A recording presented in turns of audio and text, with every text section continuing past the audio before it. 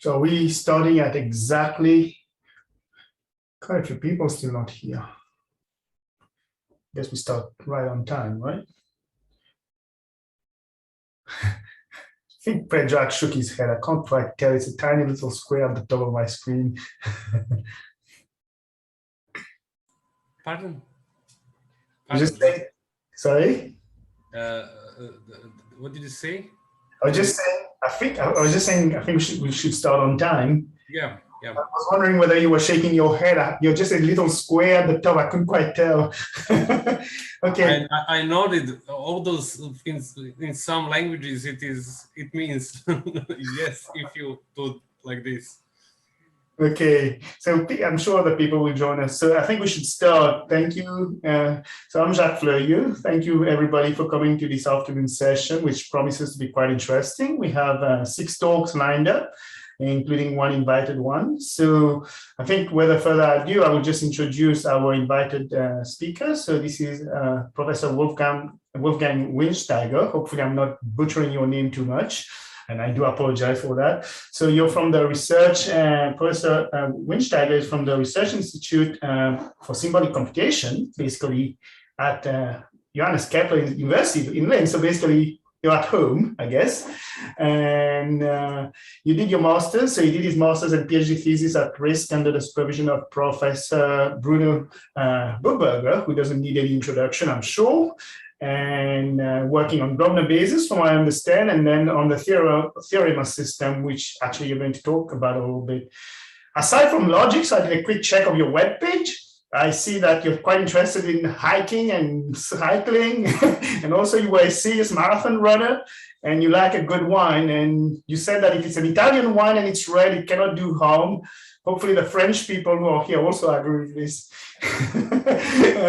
Anyway, so your talk today will be about automated theorem proving in the classroom with a focus on Theorem as a tool for enhancing students' motivation and understanding of logic, from what I understood. So without me going on and on, please start. Thank you. Thank you very much for the nice introduction. I'm very happy to be able to present my the things that I did over the last time in this forum today. So what am I going to talk about? So let me just explain the title a little bit more. So the title is Automated Theorem Proving, and in my case, I want to talk a little bit about the Theorem system that we developed over the last decades at risk. In the classroom means we used the Theorem system in teaching a logic course at undergraduate university level for computer science and AI students. So I think it's important, if we talk about teaching and so on, it's important to explain at what level and what kind of students or pupils are the target of the teaching. So it's undergraduate university level, first year computer science study, and computer science and AI students are there. So maybe you are wondering now, hey, it's automated theorem, automated deduction in geometry at this conference. So where is the geometry here? I'm very sorry. So in the next 30 minutes, there will be no geometry. I'm very sorry for that. I only can offer predicate logic and mathematics. Okay, geometry is probably maybe a part of mathematics, but it's plain predicate logic that I will talk about today. But my assumption is, and I hope that this assumption is more or less correct, I assume that teaching proving with the help of software might still be of interest for the people in this community, whether it is now focusing on geometry or not. I think many things that I will talk about today are even relevant in a setting where you teach geometry theorem proving with software. Where is this where do we apply our things? So it's a new modern logic course was introduced a few years ago at the University of Linz. Modern in the sense that some modern computer science topics were added to this course, which is at the very beginning of the curriculum. So it's first semester students, and they will already be hearing about SAT solving, and will hear about specification of problems and how to do mathematical proofs. And they will also hear about SMT solving. So modern in the sense that some modern topics are added to the traditional ones that one would expect in a logic course. Modern in the sense of that we try to give a modern presentation of logic by showing logic also in action with the help of logic software. So there are several systems that are listed here that are involved in the whole course, which I don't go into details now. And we use a rather modern grading scheme with mini tests, bonus exercises, lab exercises, and without a final exam. And what I will talk about today from all those things that you see here is the aspect of how to do real mathematical proofs. And in the software, on the software side, it's the Theorem system that I will focus on. So maybe you might ask yourself, why do you want to use automated theorem proving in this course? The answer is quite easy from my perspective. So there was one teaching goal in this course for the module of predicate logic, namely that students should be able to do simple mathematical proofs. And the emphasis now is they should be able to do proofs by hand. So not only applying some black box systems and then proving in this way. Second, they should do their proofs correctly. And third, they should do them completely. So they should not, with completely, I mean, they should not leave out anything, or they should not miss some branches and only prove half of the things.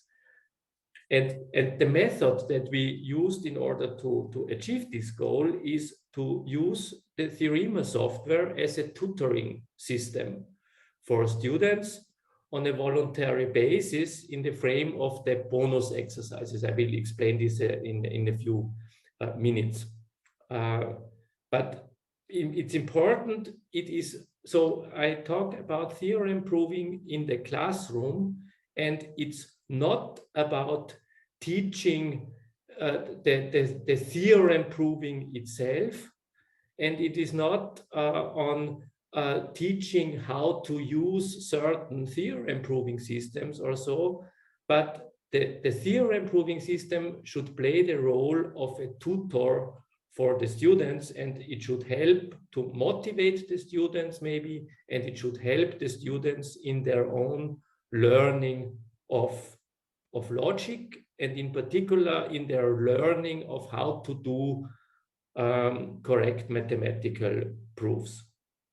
And maybe some of you have heard about the Theorem system. I assume you will not be so familiar with the Theorem system here. So I will give a very short demo of the system so that you get an impression how this system works. I have to change my sharing now for the moment, just a second.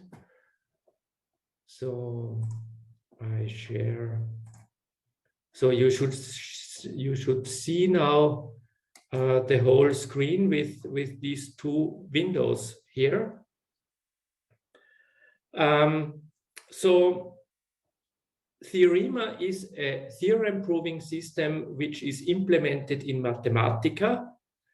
So it uses the Mathematica notebook front end as the user interface.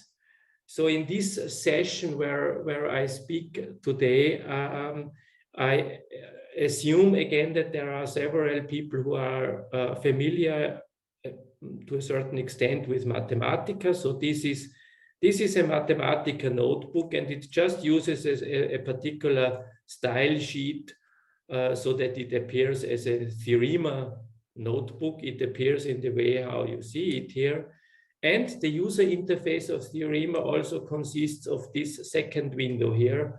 We call it the Theorema commander. And the way of working is expected like this. So you have here this notebook. You view this as a mathematical document that you prepare with formulas, with theorems, with graphics, with computations, etc., etc. You can put everything there what can go into a Mathematica notebook, and the Theorema commander supports you in certain automated tasks that you want to do when preparing this document. And one thing that I want to do very often with Theorema is to generate automated proofs. So how does this work? You write the theorem that you want to prove here. So, and then of course in Mathematica, you always have to evaluate the input cells that you write. So in this case, I want to prove the theorem that for all sets A, if there exist two elements, lowercase a and b, that are distinct and that are both minimal in the set A, if we have two distinct minimal elements in A, then there does not exist an S which is the smallest one. So we are in discrete mathematics, in ordering relations. If we have two distinct minimal elements, then there cannot be a smallest one. This is the theorem that I want to deal with. And it is a theorem that students will not see as a main ingredient in our logic course, but in another course that they have in the first semester, they have a course on discrete mathematics. They see theorems like this, and they will there also prove such theorems. So if I want to give a proof, I need, in this case, I need the definitions of minimal and smallest. These are the two things that we have here. And it turns out in this lucky case, we don't need anything else. So the prover that we will use is aware of predicate logic, and it can deal with all these quantifiers and implications and things. But of course, the prover does not know what does minimal mean and what does smallest mean. So we give these definitions here, we enter them into the system, and now we want to do something. Therefore, we switch to the Theorema commander, and we change here to the proof set tab. So, and the proof tab tells me with these things on top here, we have, if we want to produce an automated proof, we have to go through these steps one after the other. So first we have to select the goal, the formula that we want to prove. The only thing I do is I select the formula here in the notebook, and you see it is written here now. And okay, this is my, so this, from now on, I can move the cursor again. So I pressed OK. The proof goal is fixed now, and now I can move the cursor and it will not affect any selection of the proof goal. The next thing, I have to tell the prover what knowledge are you allowed to use. I see here all formulas that are available in my notebook. I see them listed by their labels that they carry here. But you see, if I move over the label with the cursor, I see the whole formula. And now I can decide, so what do I want to give to the prover? So I select the whole definition here. It selects all the formulas in the definition. And this is my knowledge base. Built in, I skip, but it's not important now. And the final step is now the prover configuration. I have a certain prover that I use, and this prover can be configured a little bit. In particular, the prover consists of a lot of proof rules which are applied in a certain ordering, one after the other. And for all these proofs, these rules, they are grouped here into several groups: quantifier rules, rules for equality, rules for rewriting, etc., etc. And if I look into this group here, quantifier rules, there are several rules. So there is a certain default configuration. You see some check marks here and some empty boxes. So these are the rules that are selected by default. I can change this selection in any way that I like. I remove this rule, so this will not be used. And these numbers here, I can change them if I want. So this tells the prover in which sequence they should be applied. 10 is very early, 40 is a little bit later, 90 is very late. So you can change the way how rules are applied. We have a search depth limit, we have a search time limit. I don't change any of the default settings here.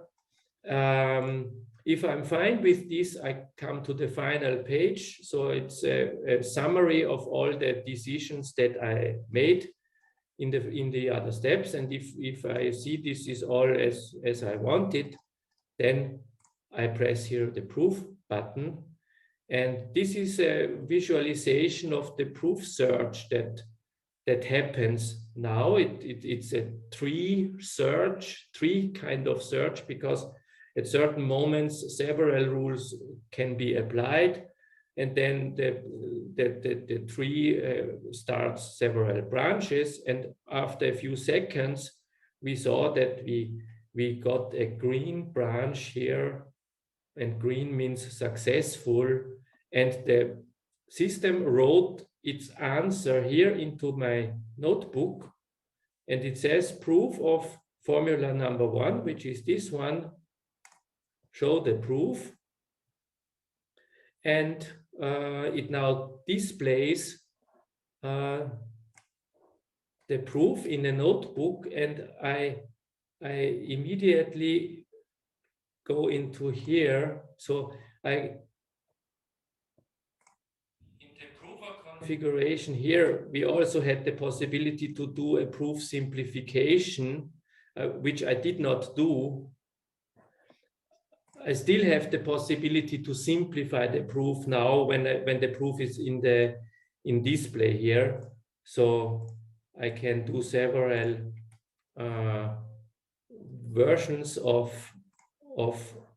proof simplification, and the final result is that this whole search tree simplifies to a straight sequence of steps that happen, so without any branches or so. It's a very simple proof in this case, but the important thing is here in this window, you really can read the proof. It's an explanation of the proof, of every step in the proof. It's an explanation how a well-trained mathematician would explain every proof step with a mixture of English language and formulas and so on. I don't go through all the proof. This is not important now. The important thing is it's not a black box system where the system just after some seconds or some minutes gives you an answer 10 = 10, and this means the theorem is proved and you have no idea why. It's a white box system that explains every step that happens. And basically, if I say we want to teach students how to do complete, correct logical proofs. More or less, this kind of proof this is what we want, that the students are able to do by hand or better by brain, let's say.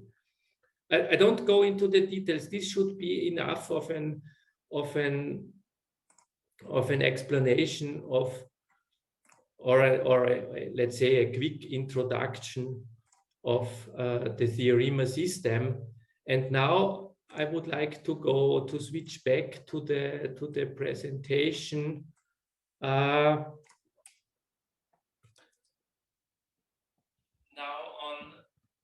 on how we use this system as a proof tutor. So the module on predicate logic is structured. It runs over 3 to 4 weeks, basically, and we always have the following sequence. So we first have a lesson where we present some topics, and we provide exercises for this lecture. And in the next week, we have a mini test on this content, plus a voluntary bonus exercise that can enhance the points that students get for the mini test. And in parallel, in the second week, we start with lesson number 2, new exercises, and in the next week, a short test on this content plus a voluntary bonus exercise. Third week and fourth week, again, the same. And finally, after the whole test, there is a lab exercise that students can do in addition if they want. So in the bonus exercises, so for instance, in bonus exercise 1, and here is the point where Theorem comes into the game. In exercise 1, the students got exercises where they had to, or they had to try to do some proofs by hand. In the bonus exercise, in the next week, they tried to do the same proofs as they did by hand the week before. They tried to do them with the Theorem system. And so to say, they get sample solutions for the proofs that they did by hand by the system. And again, in the next week, they do their proofs by hand, and in the week afterward, in the voluntary bonus exercise, they try to do the same proofs with the Theorem system. And in the lab exercise, the type of exercise is a little bit different. They also do a proof with the Theorem system. They produce an automated proof, but the task for them is then to submit a handwritten proof and present it. And in the presentation, they really have to explain and have to show whether they understood what they did. But they can use the automated proof that they get from the Theorem system in order to get the idea what needs to be done, etc., etc. So I maybe skip this. So we, over the years, when teaching proving, we saw several problems that students always have. And basically, our recipe to overcome these difficulties, so not to know how to go on and not to be sure whether the proof is already finished or not, and so on. Our recipe that we give the students is do a formal proof, write the things in exact syntax, do a formal proof and use the formal proof rules that we gave you, and then simplify the proof as much as possible and present the formal proof tree in natural language. And this is our recipe. And we think that if one follows this, one can resolve many of the problems that typical students at the beginning have when they do their proofs.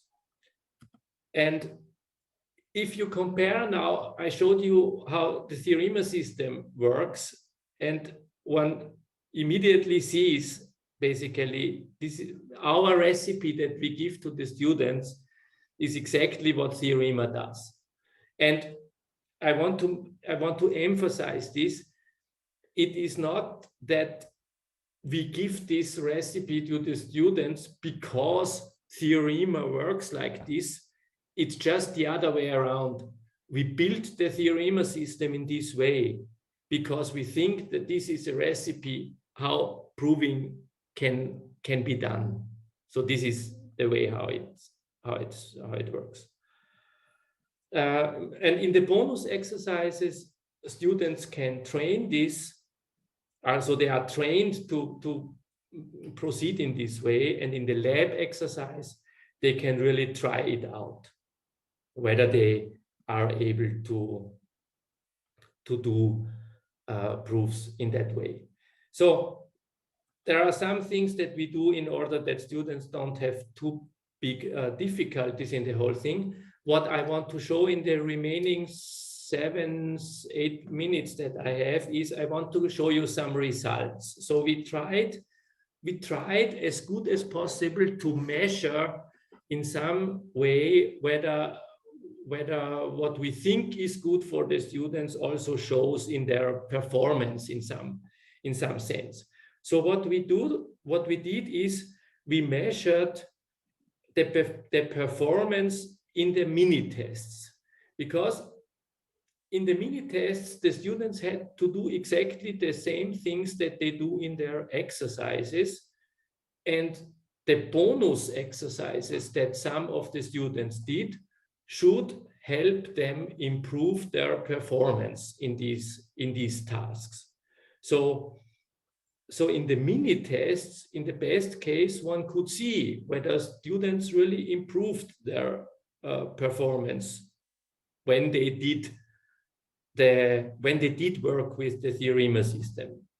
It's not, remember, using the Theorem system is the bonus exercises are voluntary. So we cannot assume that everybody did this. And what we compare now is we have a group called bonus 1. These are the students that participated in the voluntary bonus exercise. And we have a group no bonus. And these are those students that did not do the bonus exercise. And we compared them with each other, and we compared them with the group all, which are all, so it's the average of all them together. And here we have the average grades that they achieved. And these numbers here, these are p-values. So we did a statistical t-test, which where we compared are the mean values in these groups equal, and if this p-value here is a very small number, then this says the probability that the mean values are equal is very low. So it's this number, and typically in statistical testing, if it's less than 5% or 1%, one would usually call this statistically significant. So in this case, all these numbers, they are really far less than 5%. So it's really statistically significant that those who did the bonus exercise, they had an average of 3.62. They are really better than those with no bonus exercise with an average of 3.0. And they are even better than the overall average with 3.28. The numbers in parentheses here are the number of students in these groups. So it's a big course with 300 students and 140 doing the bonus exercises and 170 doing not the bonus exercises. So these are big groups. So I think it's statistically relevant what we see here. So this was the performance in mini-test 2. And the performance in mini-test 3, it's not so clear anymore. What we only see here is those who did bonus 1 and bonus 2. So this group here, with an average of 3.47, they are really better than those who did no bonus. So doing both bonus exercises that were before made them really better than compared to those who did not do the bonus. Those who did only one bonus exercise, they are also, so it's 8%, so it's almost significant, I would say. And those that did both bonus exercises, it's 10%, it's almost significant that they are better than the overall average. Some other things that I want to mention, we also compared whether doing the lab exercise where they tried to really do a mathematical proof made them, had an impact in how they performed in the exam on discrete mathematics, and we also see some influence here. But what I want to finally go to is the students also did a self-assessment. So they also said how they think working with Theorem influenced their abilities, and I'm very sorry that I think I cannot, in the remaining time, show all these results, but there are some interesting things, so that one could read from all these tests that we did here that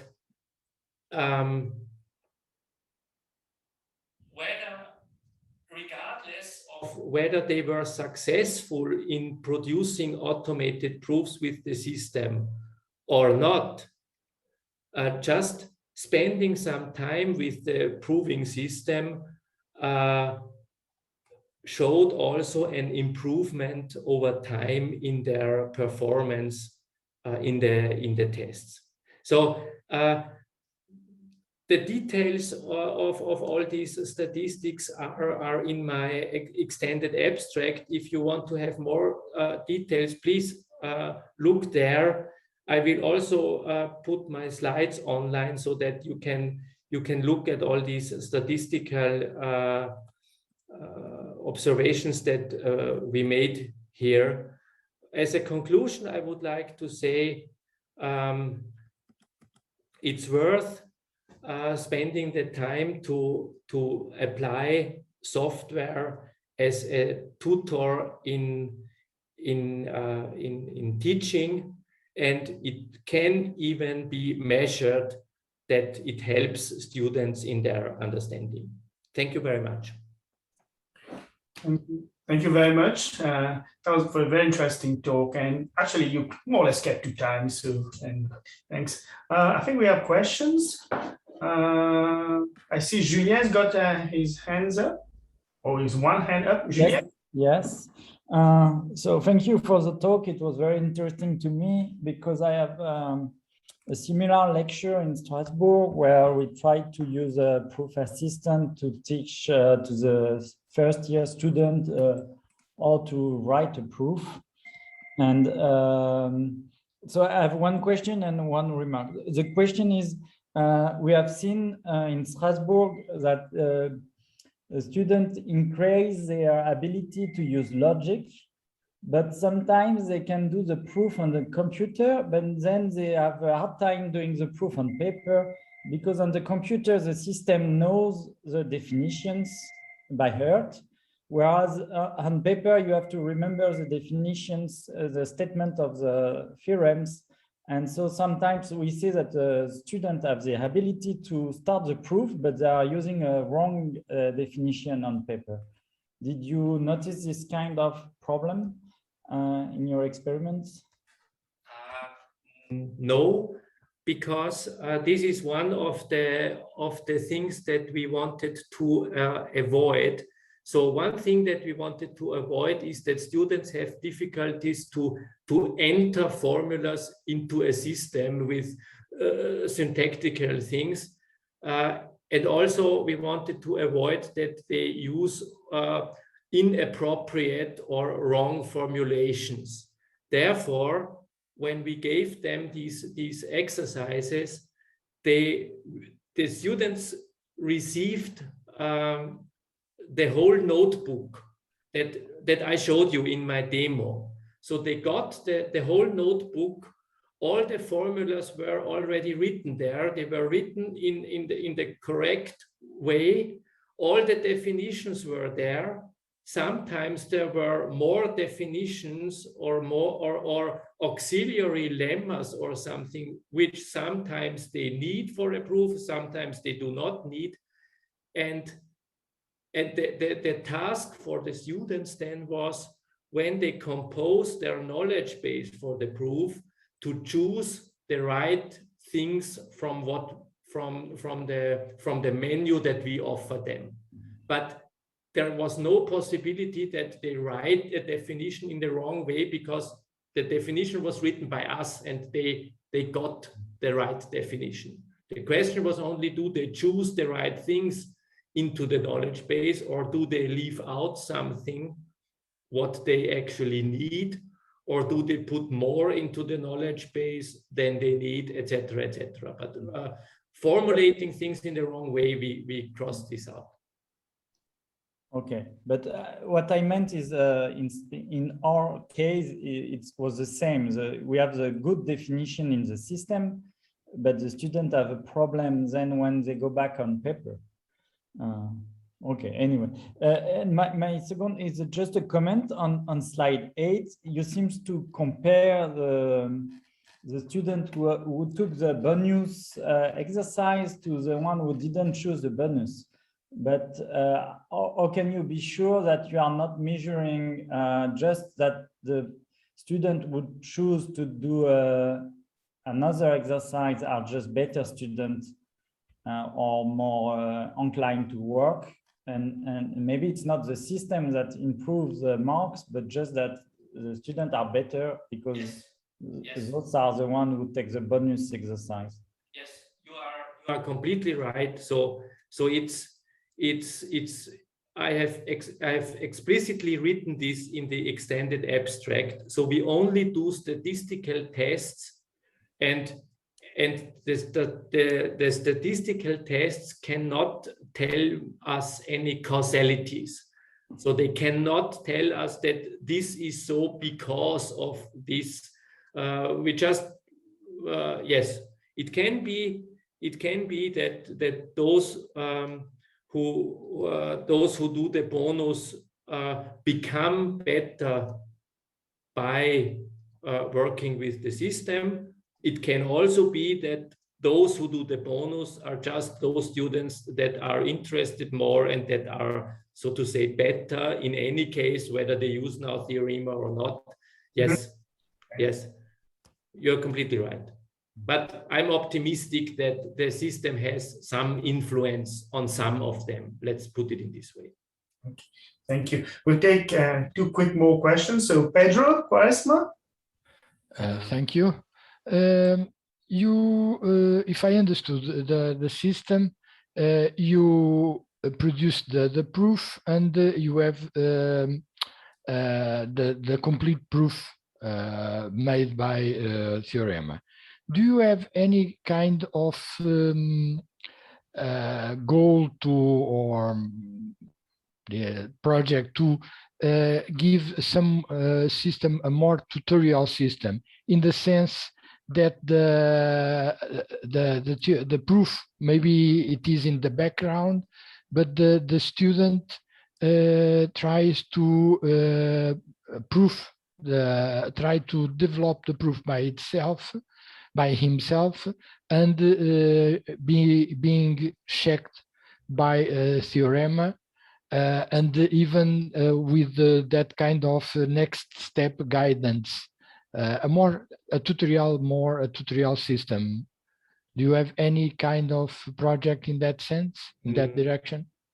No, we have a small module that transforms the automated proof search into an interactive proof search, so that not the system chooses all the steps automatically, but after certain steps asks the user for interaction. But it's not well developed, and it's not a main branch of development. And even what we have there, I think it would not qualify really as a tutorial system. So to be honest, the answer is no.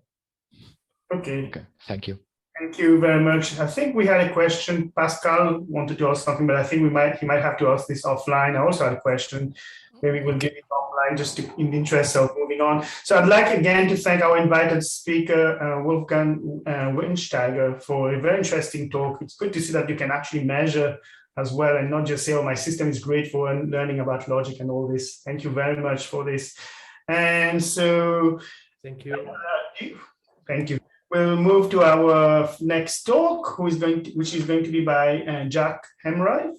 Hopefully I'm getting your name right, from Wolfram Alpha. So if you're happy to share your slides, please start.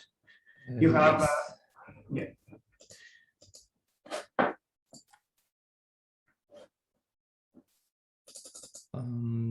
Do you see my notebook? I can see that. Yes, so I don't have a presentation. I just maybe not entirely unexpectedly, since I'm from Wolfram, my presentation is done in a notebook. Before I start, I wanted to apologize if I suddenly turn my microphone off. I have a bit of a cold, maybe you can hear, and it's probably because I'm coughing, not because I'm cutting out. Okay, the area method in the Wolfram language. First, I would like to give a brief description of what the area method is. I will skip over most of this since it's included in my extended abstract, and I will then proceed to the examples section, but I just want everybody to more or less understand what will be happening here.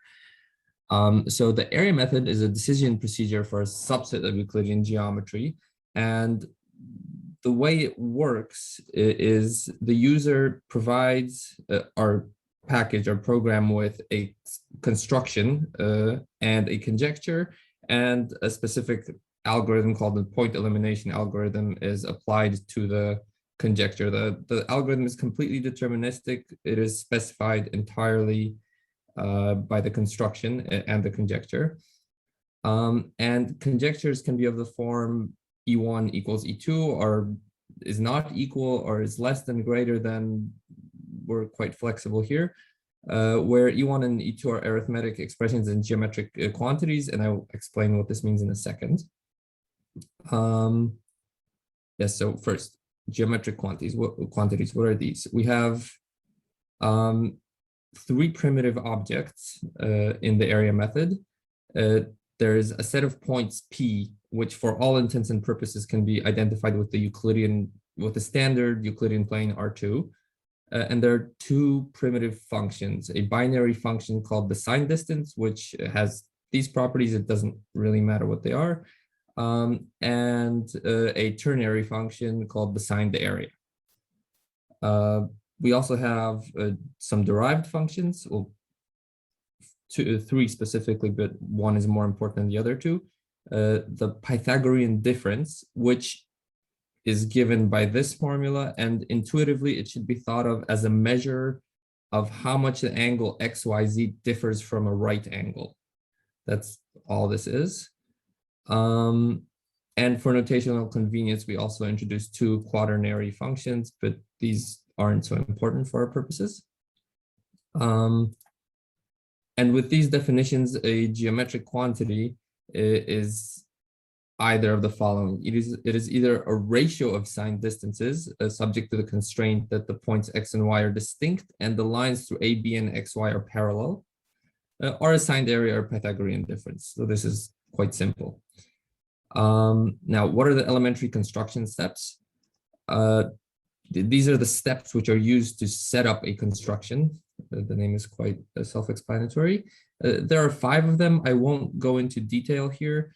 I'll maybe show the first one and another one since the remaining 4 are slightly different, just to give you a taste. The first elementary construction step simply says you construct an arbitrary point U in your set P. And so we just specify a point on the plane. It is unconstrained, completely free. And the way this works is we just type in ECS1, elementary construction step 1. We call this point U, and we create this point U, where this association, where an association is just a symbolically indexed list. It contains all the information about point U. It is constructed by elementary construction step 1. It does not depend on any other points. It does not depend on any parameters, and it is the first point introduced in our construction. And you can introduce many free points at once. And you see here we have the same thing. All of these points are introduced by the same construction step. They are unconstrained by any other points. They have no parameters defining them, and they are introduced in order X, Y, Z. And maybe just to give another one, since and I might use this term, so I'll define it. Points introduced by step 1 are called free points, since they're unconstrained.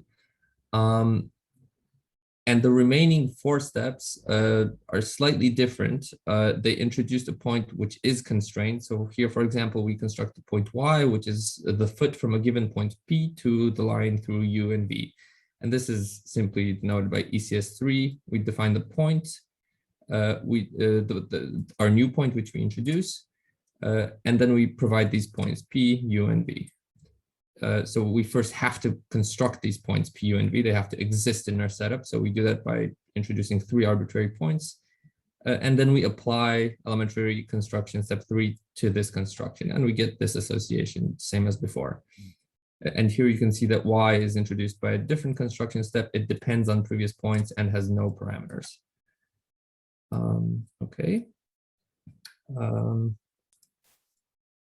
Here, geometric construction, and then a geometric construction is just a finite list of construction points subject to some constraints, right? We don't want, for example, here we want all these points P, U, and V to exist in the construction prior to the introduction of point Y. So this is quite logical. Okay. What are elimination lemmas? And I won't go over these in too much detail, sorry, since this is explained again in the extended abstract. But they are essentially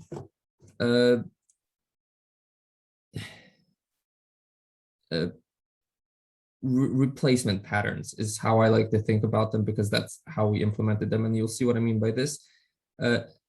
When we have a construction, as you saw before, we have points in a certain order, and we want to eliminate non-free points from last to first. So for each possible point in our construction, we will have an appropriate elimination lemma, which will replace any quantity.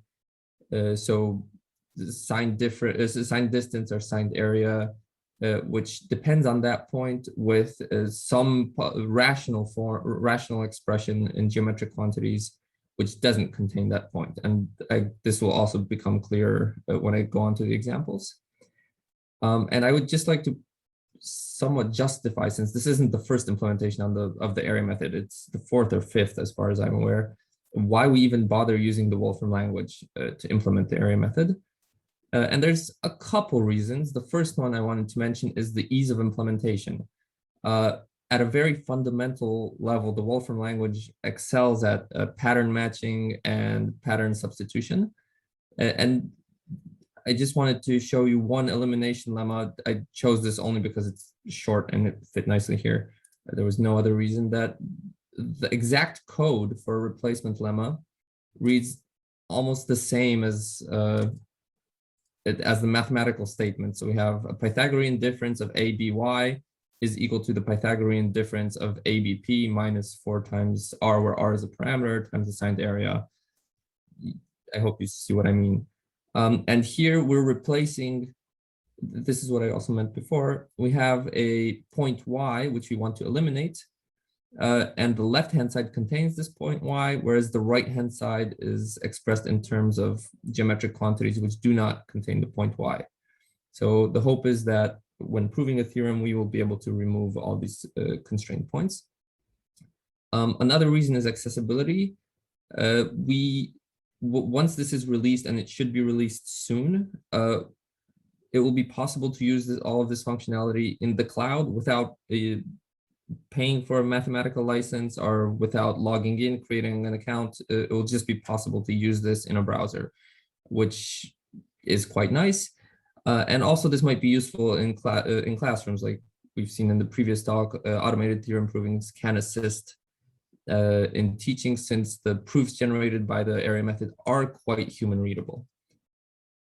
Okay, let's go on to some examples. I will start with a fairly complicated theorem, and this is all done on a fresh kernel so that you can actually see this in action. So we will start by proving the existence of the Euler line. The Euler line, in case anyone doesn't know, is a line which passes through, here we will just show that it's a line which passes through the orthocenter, circumcenter, and centroid of a triangle. So in particular, we show that these 3 points are collinear. We define our construction, and here you see that we've also introduced some quality of life improvements. We've defined some predicates which allow us to easily construct points. So we have 3 points ABC, and then Z will be the centroid of the triangle ABC, Y the circumcenter, X the orthocenter, and so on.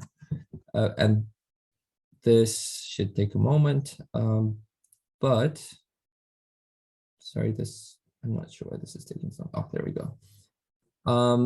You see, we have some additional points, and this is because the orthocenter, circumcenter, and centroid cannot be directly constructed using elementary construction steps. So we needed to, these functions are compositions of construction steps. So we will have additional points P1 to P8 introduced in our construction.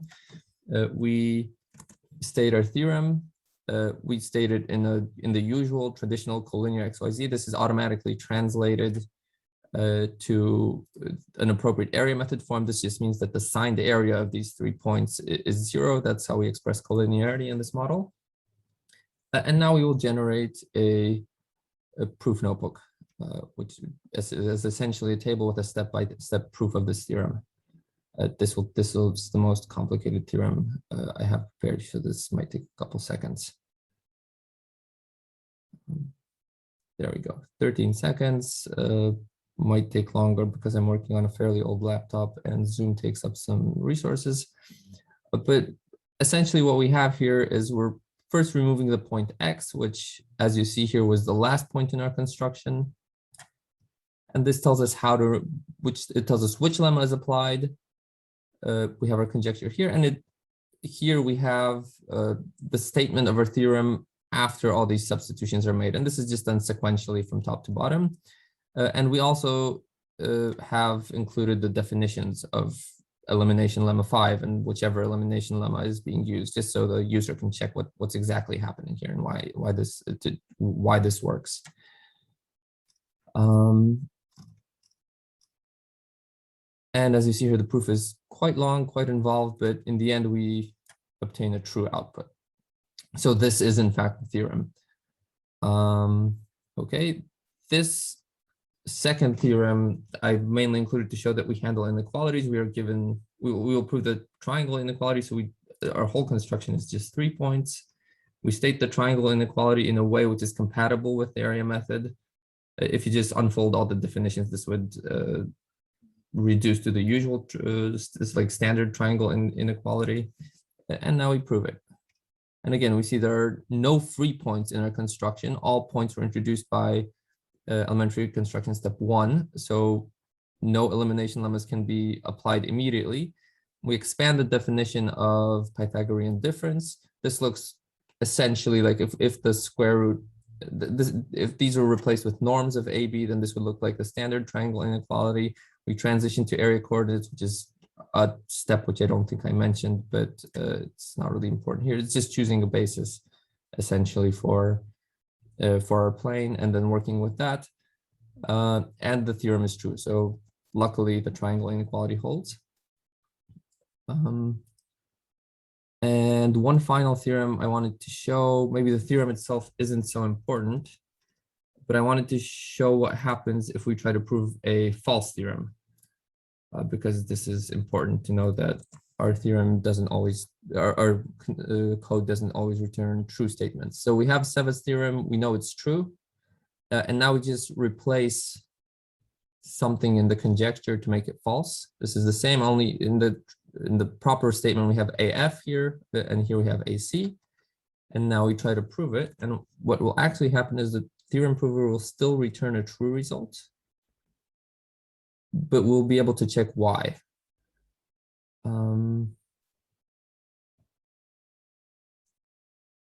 Yes, so under normal circumstances, this false theorem is proved and assumed to be true, but if we include the check parallel ratios option to true, you'll notice the first point is not eliminated. This substitution for F here does not happen in the second proof notebook. And this is because now we're actually checking whether the line AC is parallel to the line BF. And since the prover can't prove that they are parallel, it will not make this substitution. Whereas if we just, right, because this quantity fits the form of the lemma, but it is not true that these lines are in general parallel. And this time we will just reduce to this statement, but we do not get a true output. So we can sort of verify that our prover works correctly. And finally, I just wanted to, this is just a collection of famous theorems with some proof times, and all of them are proved true. Okay, and that's about it. I just wanted to mention some further work. We would like to extend this to work in higher dimensions. Right now, we're just working in 2D Euclidean geometry, and I include this first because we've already started working on this. We would also possibly like to work in different geometries, but this seems much harder. And we are also planning to integrate this more deeply with existing synthetic geometry functionality in Wolfram Alpha, in Wolfram language. And that's it from me. Thank you very much. Thank you very much, Jack. That was spot on time. Any questions?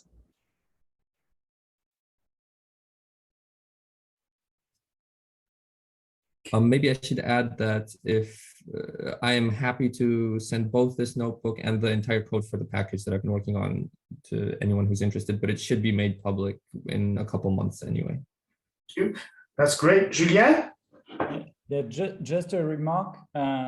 When we say with the area method that you are proving the Pythagorean theorem is a little bit misleading, because the definition of perpendicularity is that the difference of the squares of the two sides is equal to the square of the third side. So it's basically by definition of perpendicularity. So there is no much proof in this. The proof is in the lemma that you are using for the method. So yes, I believe that the way we set it up was slightly different. I can check, but this is messy, which is why I didn't include it. Our construction for the Pythagorean theorem, you're of course right, but we didn't just construct a right-angled triangle in a sense. We took the foot, we projected a point onto the line, and this generated a right-angled triangle, and this is what we call the Pythagorean theorem here. But yes, you're of course right that this is sort of circular reasoning. Thank you. Any other questions from anybody else? So actually, I have a question. So you mentioned in your further work, you're thinking of moving to higher dimension. Does that mean you're thinking of using the volume method? Yes, Right. and possibly even higher. Like I'm not sure if the volume method is restricted to 3 dimensions. We're hoping that we might be able to generate a framework for our to generate to sort of automate the generation of necessary lemmas and substitution rules and construction steps for arbitrary finite dimensions, knowing full well that this will get very computationally expensive. Yes, indeed. Okay, I mean, I would follow up, but I think I'll let Zoltan ask a question. I think he has something, or is it a remark? Zoltan? Oh, can't hear you. Sorry, thank you for this great talk. One question, how much time did it take to do the implementation in Mathematica? So I was working on this alone, and including reading up on the method, it took probably about a month to get it working, and then a little more time to just generate nice notebook, like step-by-step proofs, just to implement it and get it working to state whether a theorem is true or unprovable, maybe a little bit more than a month. Great, thank you. Thank you. I think we'll stop here. So let's thank Jack Hamrick again for his talk on the AI method in the Wolfram language. I think it was very interesting to see it being implemented. I've known about this method for so long. It's quite interesting to see that you can still evolve or at least do it differently. Thanks very much. So next speaker. So the next talk will be by work by Pascal Schreck, Nicolas Magot, and David Braun on the mechanization of incidence projective geometry in high dimensions, a combinatorial approach. So who's doing the talk, actually? It's Pascal, it's me. Okay, Pascal, so please share your slides whenever you're ready. Oh, yes, I think so. Oh. Yep, looks good. All right. Okay. It's all right because I do not see nothing. Yeah, I can see your slide. They look great. Okay. So thanks, Pascal. So Pascal, like I said, we'll talk on the mechanization of incidence projective dimension geometry in high dimensions. And in this case, a combinatorial approach. Take it away, Pascal. Okay, thank you, Jack. I have to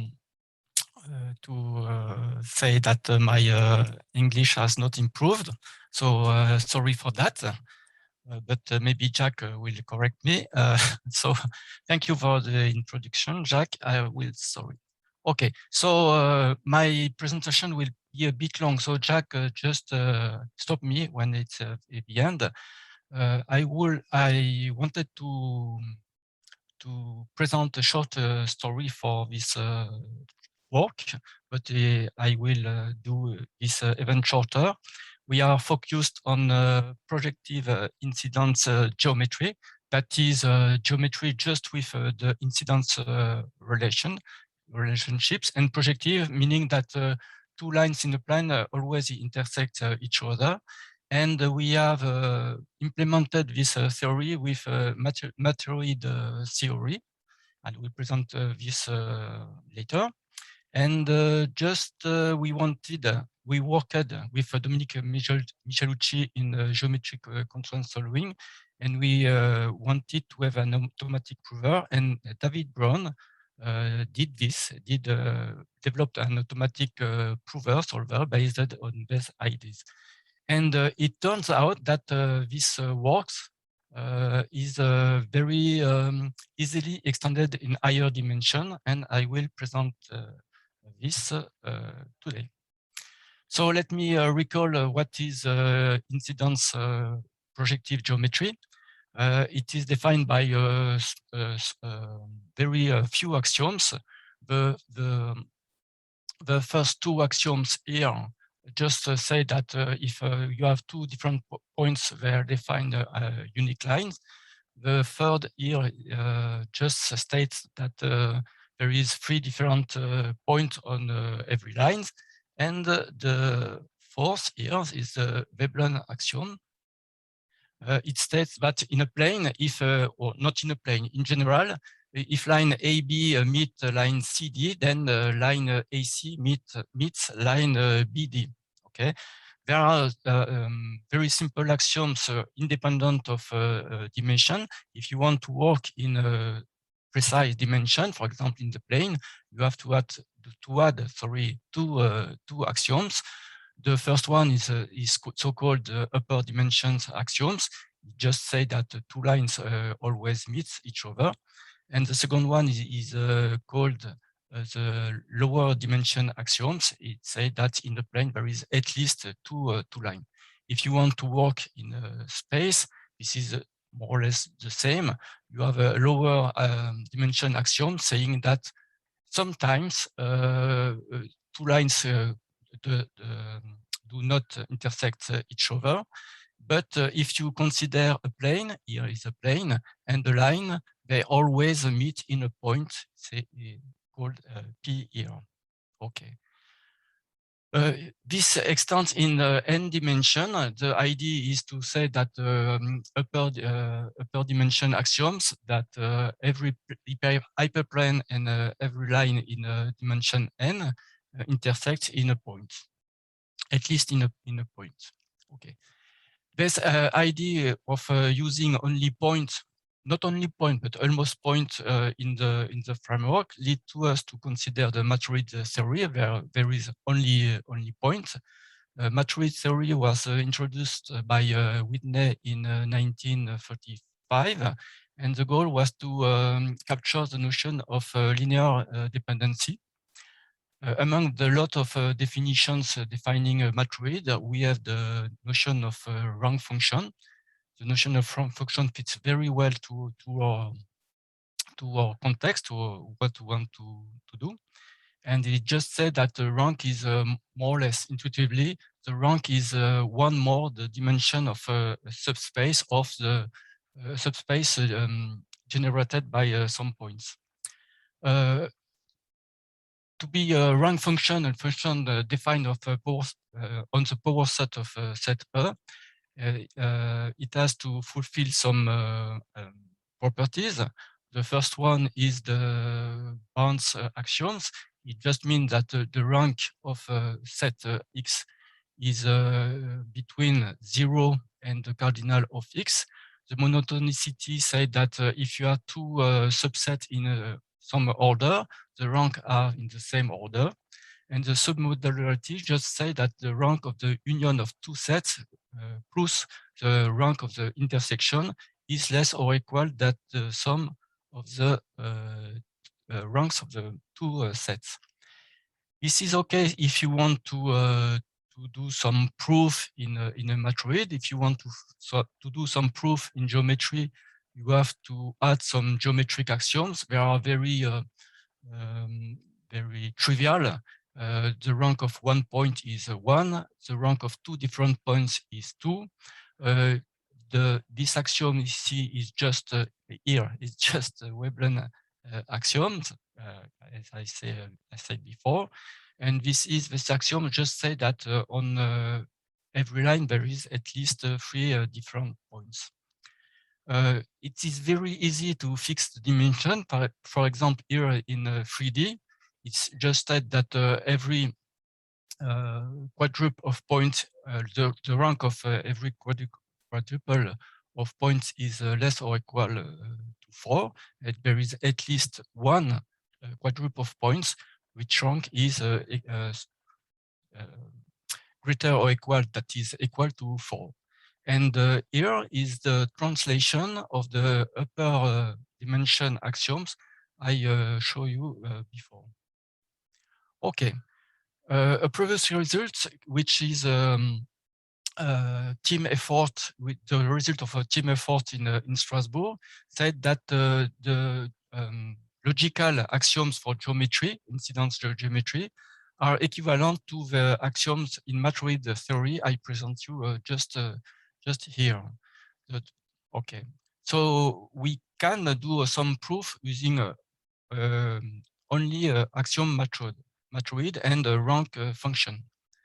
Alors, I show you a very simple example expressed in Madrid, that is in rank, in terms of ranks. it is a bit difficult to understand. Maybe you can show your hand if you understand. Okay, so I am very kind because I draw a figure for you, and the previous theorem just said that two different planes intersect in a line in 3D. Okay, so I give you a very the lemmas to prove this theorem. The first lemma is that states that there is one point M here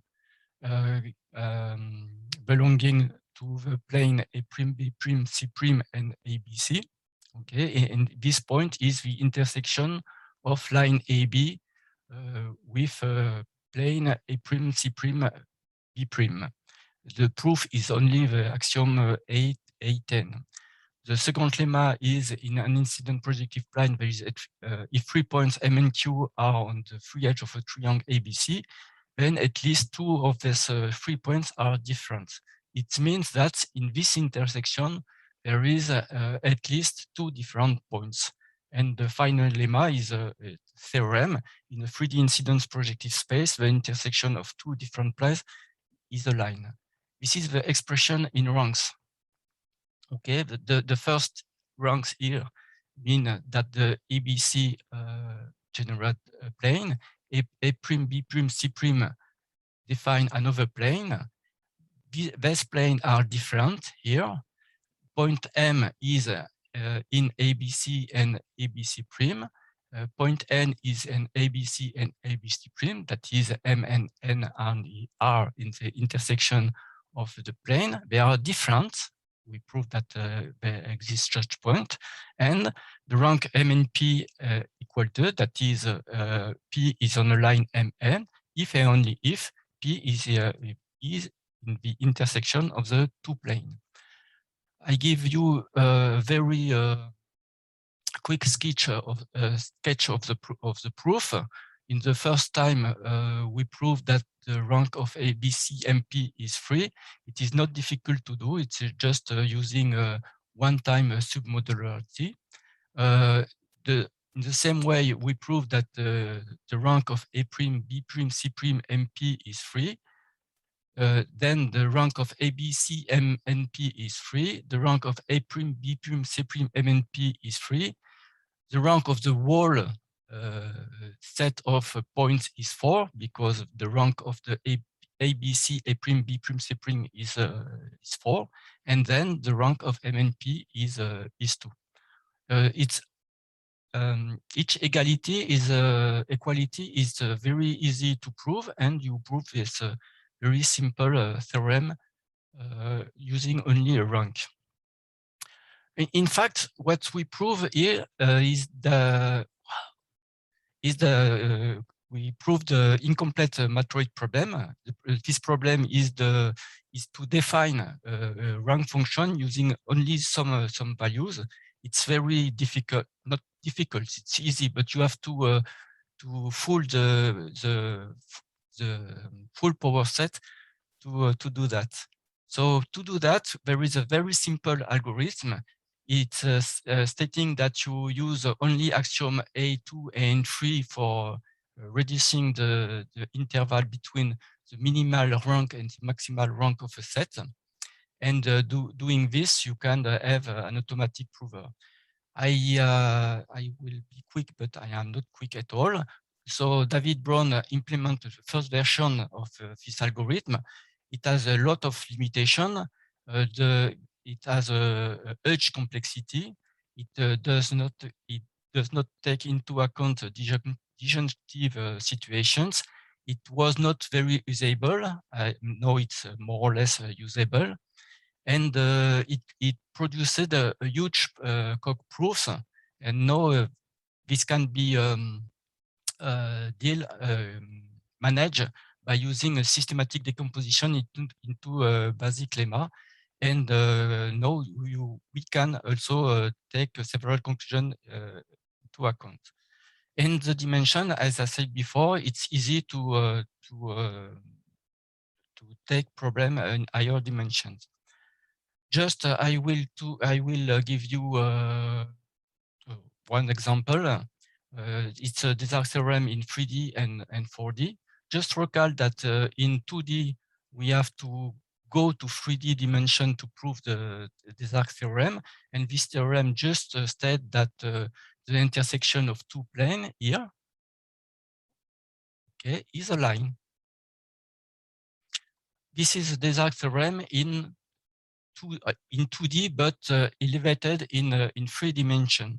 Okay, so in 3 dimensions, the theorem is this one. I just to Zoltan. It's made with GeoGebra 3D.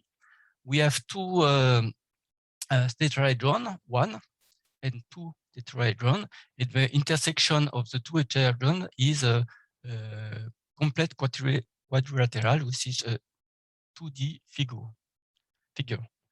Okay, and in 4D, sorry, given two pentacles P and P prime, which are in perspective from point O, the tane point defined by the intersection of the corresponding edges define a 3D space and form a 2.5D Desargues configuration. That is the configuration in 4D. The intersection point is exactly this figure. It means that there is a symmetry not visible at the first time. This is a symmetry. For example, here is the point of perspective, but you can also take this point, but every point is okay. And I give you an example with this point in perspective. Okay, this is a statement of the Desargues theorem in 4D with a special languages. Just some statistic. 21 points are involved. The proof in the proof we want to prove to compute 11 values of ranks. The computation time is about a week, but my PC is a bit old. And the number of lines in the proof, in the Coq proof, is about 500,000 lines. It's huge, and there is 2,500 lemmas. And we can also talk about Desargues theorem in 5D, but in 5D, this is the statement of the theorem here. But in 5D, we should have 28 points involved, and the expected computation time will be about 2.5 years. Okay. So I have another example, but I don't have any time. I see Jacques Florio, yes, okay. So just it states that in 5D, the intersection of two distinct epiplines in 3-dimensional space give a 3-dimensional space, sorry. And the proof is here. Okay, in conclusion, this is a positive conclusion. The Madrid approach easily allows to consider incidence geometry in higher dimensions, but the complexity is huge, it's exponential. It is not fully automatized. The existential quantification are not taken into account, and we cannot deal with several cases, but we want to continue this work to extend the interactivity and consider smarter algorithms to eventually get rid of complexity. Thank you very much. Thank you very much, Pascal. Let's all thank him for this brisk tour. Some scary results at the end in some ways. Any questions from anybody? Zoltan? Oh, and Richard? Richard, I thought there was a question. Oh, wait. Hello? I don't know you. I saw some hands go, or maybe they were just uploading. Maybe it's me misunderstanding. So I have a question. Maybe I can ask you this. Maybe I missed that. So is there any scope for parallelizing any of these computations that might be actually help in terms of cutting down on the computation time? Well, the power set of a set is 2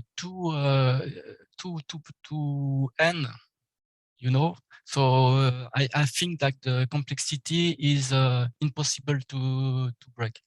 Yeah.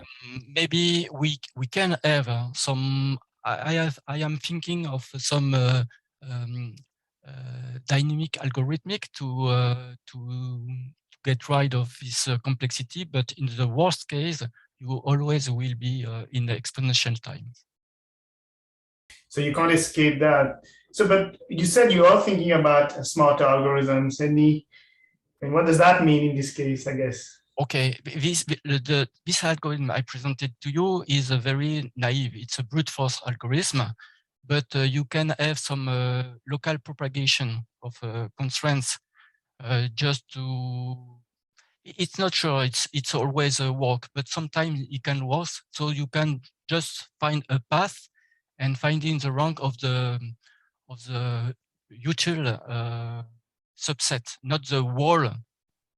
The whole rank function, but that's some set, some interesting set. Yeah. So one quick one on this, if nobody else got something. How high dimensionally are you thinking of going? Well, just I want to say that if you consider, for example, Wu's method to prove something using coordinates, you are not. It's not better, in fact, because the algorithm could also be exponential, and getting in higher dimensions is very costly also. Yeah. But in in 5 dimensions, it's already very complicated. For the plane, the example I did not present to you, but it is in the presentation. It's easy. It does not last a long time. But if you want to prove the Desargues theorem in 5D, it's 2 years actually. And even if you, I think, even if you have very good computers, it is I don't know 6 months, not better than that. So I think, yeah. So I mean, reminds me a little bit of how people, when it came to the FlySpec project, they had to come up with all sorts of interesting ways to solve these inequalities, where they had to go to cloud computing and all this. But anyway, Richard, you do have your hand up. Richard? Hello, can you hear me? Yes, it's okay. Oh, great. Sorry, I had mic problems earlier. I was wondering, you may have said this, I might have just missed it. Is Desargues' theorem already, can you prove it by hand? In 2D, in 3D, in Strasbourg, we proved formally the Desargues theorem in 2D manually using Coq. Okay, so okay. Using only rank. Of course, it's a very non-theorem. We proved it using only incidence, no coordinates, because with coordinates it's easy. There is no coordinates. You cannot use an algebraic approach here. Okay, but the proof is not fully automatic. Even using the prover I presented you, it's not fully automatic because you have to introduce new points, and introducing new points, it's not easy because sometimes it's very tricky, and if you had the wrong points, the complexity is it's very exponential, and if you are wrong, you cannot have the result. Okay, and I guess I'm wondering where all of the lines in the proof come from, because surely your the theorem that you have at the end is only the correct path. Only the correct points added. Yes. In fact, for Desargues, you don't have to add some points. It's a good candidate for higher dimensions. In the Desargues theorem, you just use the points you have. But there are other theorems like Dandlin-Gallucci, who you have to add 3 points. 3 points using the the Pappus theorem, and adding 3 points multiply the complexity by 8. And if you are wrong, if you had 3 points and 3 points and 3 points, you have you multiply your complexity by 1,000 times. Yeah. Okay. So thank you. Okay, thanks. I think we'll stop here and go into the break. Thank you very much again, Pascal, for all this. And we'll resume. I think we ate a little bit into the break. We'll resume in around 15 minutes then and carry on with the rest of the program. Let's thank again all the speakers for the first half of this session. Thank you for actually keeping to time as well. Your English was great, Pascal. I don't know why you keep saying it's not. sorry. English was fine. I don't know why you keep saying. No. My English is poor, and I know that. No problem. Thank you very much. See you guys in 15 minutes or so.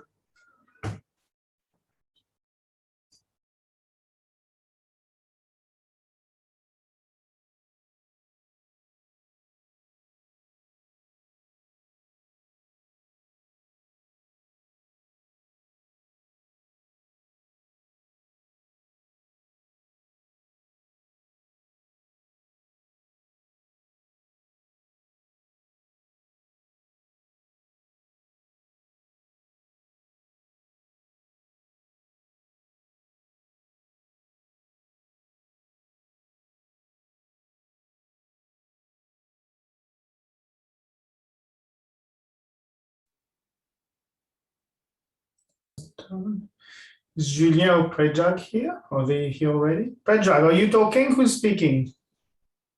You are. Yes. Hello. Yeah. I'm good. Yeah. You want to say? You want to get your slides up already? As well. Ah, perfect. Is it okay? Yeah, it's great. I like the color. It's nice. Makes a change from the usual blue. Yeah. Okay. Okay. I guess we should start. I think hopefully everybody's had a chance to have a bit of coffee or tea, or Pascal told me he was having beer. Whatever works for you. So thank you for coming back for the second half of this particular session. It is my great pleasure to basically introduce a talk on work by Predrag, so basically by Predrag Janicic and Julien Arbu, whom I know both of them quite well. So it's about the automated generation of illustrations for synthetic geometry proofs, a very tough kind of area to work in. So I'm looking forward to hearing what you have to say. Please take it away, Predrag. Thank you. Thank you, Jacques, very much. This is, as Jacques said, this is a joint work with Julien, and it is about generation of illustrations. We all know that illustrations are very important in mathematics and in mathematical books, but actually they are usually not considered a part of proofs, nor a proof can be derived from the illustration. But we still that there is a link between some proofs, especially geometry proofs, and possible illustrations, and we try to exploit that link, and our work in based on the idea of extracting illustration directly from a geometrical proof. There are already some approaches for generating illustrations and visualization of geometry statements of proofs. For instance, there are approaches for visualization of statements that are expressed in terms of construction procedures, and they use within algebraic methods and computations, and within dynamic geometry tools. When you express some statement, then you can generate an illustration on the fly. On the other hand, there are also approaches for visualization of proofs. And for instance, there is approach for illustrations of proofs generated by the full angle method and by some other semi-synthetic methods.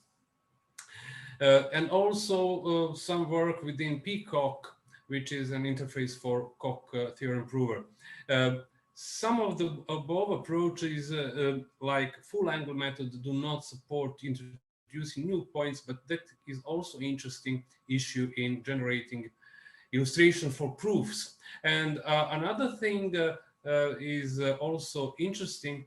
All these approaches are restricted to a specific proving method and specific axioms. So we are interested if we can do it more flexible and leave some freedom to the user to give its own visualization interpretation of used axioms and lemmas. We choose coherent logic as a background for this work. First order formula is said to be coherent if it is of the form there is a conjunction, then implication, then some existential variables, and then again disjunction of conjunctions of atomic formulae. So the first, it might look complicated, but it is actually what we usually have in geometry, not only in geometry, in many mathematical theories. It is a rather common scheme. Coherent logic thus allows simple forward-chaining proofs, and these proofs can be easily transformed into machine verifiable proofs. And what is important, any first-order theory can be translated, can be transformed into coherent logic. There are several theorem provers available for coherent logic, and one recent is called Larus. It was made by Julien Narboux and me. This is one very simple example of a proof within coherent logic. We have two simple axioms, and we want to prove this simple conjecture. I will not discuss all steps. This proof is generated automatically by our prover Larus, and also there is a counterpart that can be verified by Koch.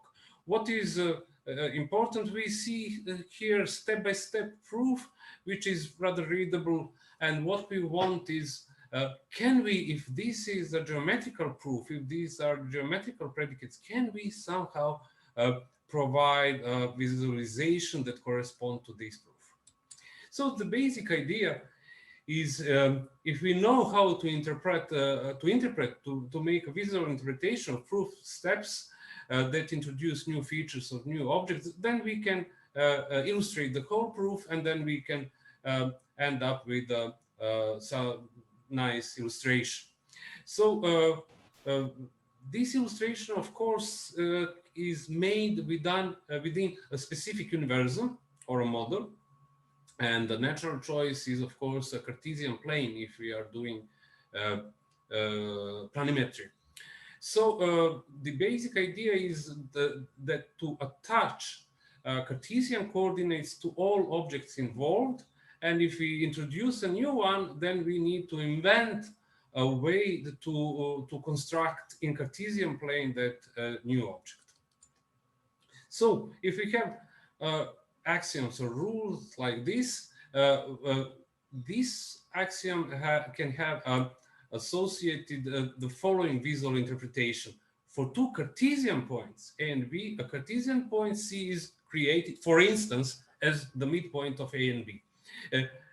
Please note that this is purely syntactical formula axiom, and this is its counterpart in Cartesian model. So for each axiom, we can have this interpretation counterparts for visual interpretation.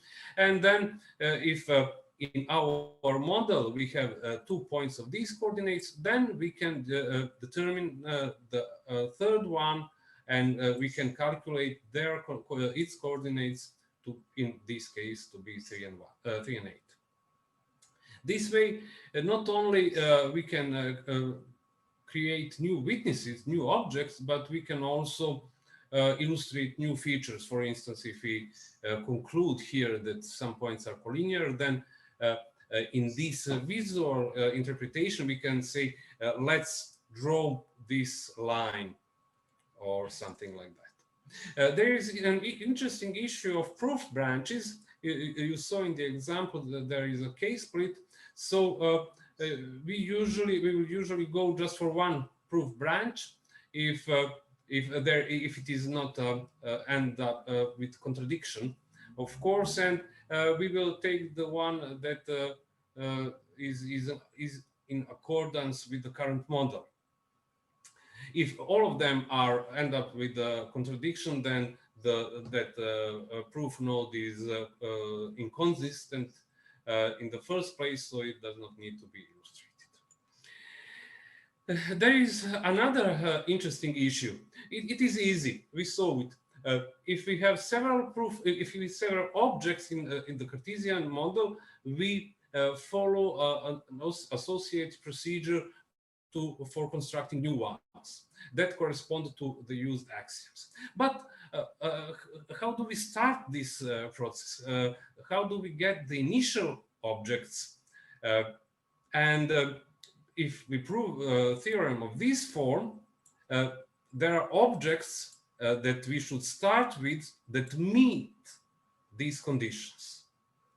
But how can we make them? Well, we will try to do the same approach. We will try to prove this theorem. We will try to prove that there are some objects that meet these conditions. If we prove this theorem using our theorem prover and using available visual interpretations, then we will end up with a model for these premises and corresponding visualization. So the very same approach is used for this initial image. This approach can use given axioms and given theorems. Actually, our theorem prover works like that. And both axioms and theorems can have their visual interpretations associated by the user. Theorems we can prove using this approach. So ultimately, what we need is only a visualization of the given axioms. Alternatively, if you want some theorems to be visualized in some specific manner, we can provide that visualization. So, but ultimately, as I said, we only need to visualize our axioms. In order to make illustrations a bit more interesting, not always the same, we can use some randomization. And finally, some words about our implementation. This approach is implemented within our theorem prover for coherent logic Larus. As a target language, it uses GCLC. It is a special purpose language for mathematical, especially geometrical illustrations. And for each axiom, the user, or maybe lemma or theorem, the user has to provide a corresponding visualization in terms of GCLC function. For instance, for this axiom, for any 2 points A and B, there is a point C such that between A, B, C, we can take a random number between 0 and 1, and we can use a GCLC construction for making point C. That is a counterpart for this point C from the axiom. There is also animations supported, so we can visualize proof step by step and in the form of axioms. This is one example theorem. It is from Euclid's Elements. If there is a point C between A and B, then there is a point X such that C is perpendicular to Cx. I will not go into details. I will just illustrate what has to be provided and what the prover provides. The proof uses a lemma called lemma extension. It says if C is between A and W, and there is W such that C is between A and W, and congruent is CWAC. So this theorem can be proved from the axioms, but instead we provided the visualization ourselves. It is given in the GCLC language, and this is generated by the prover.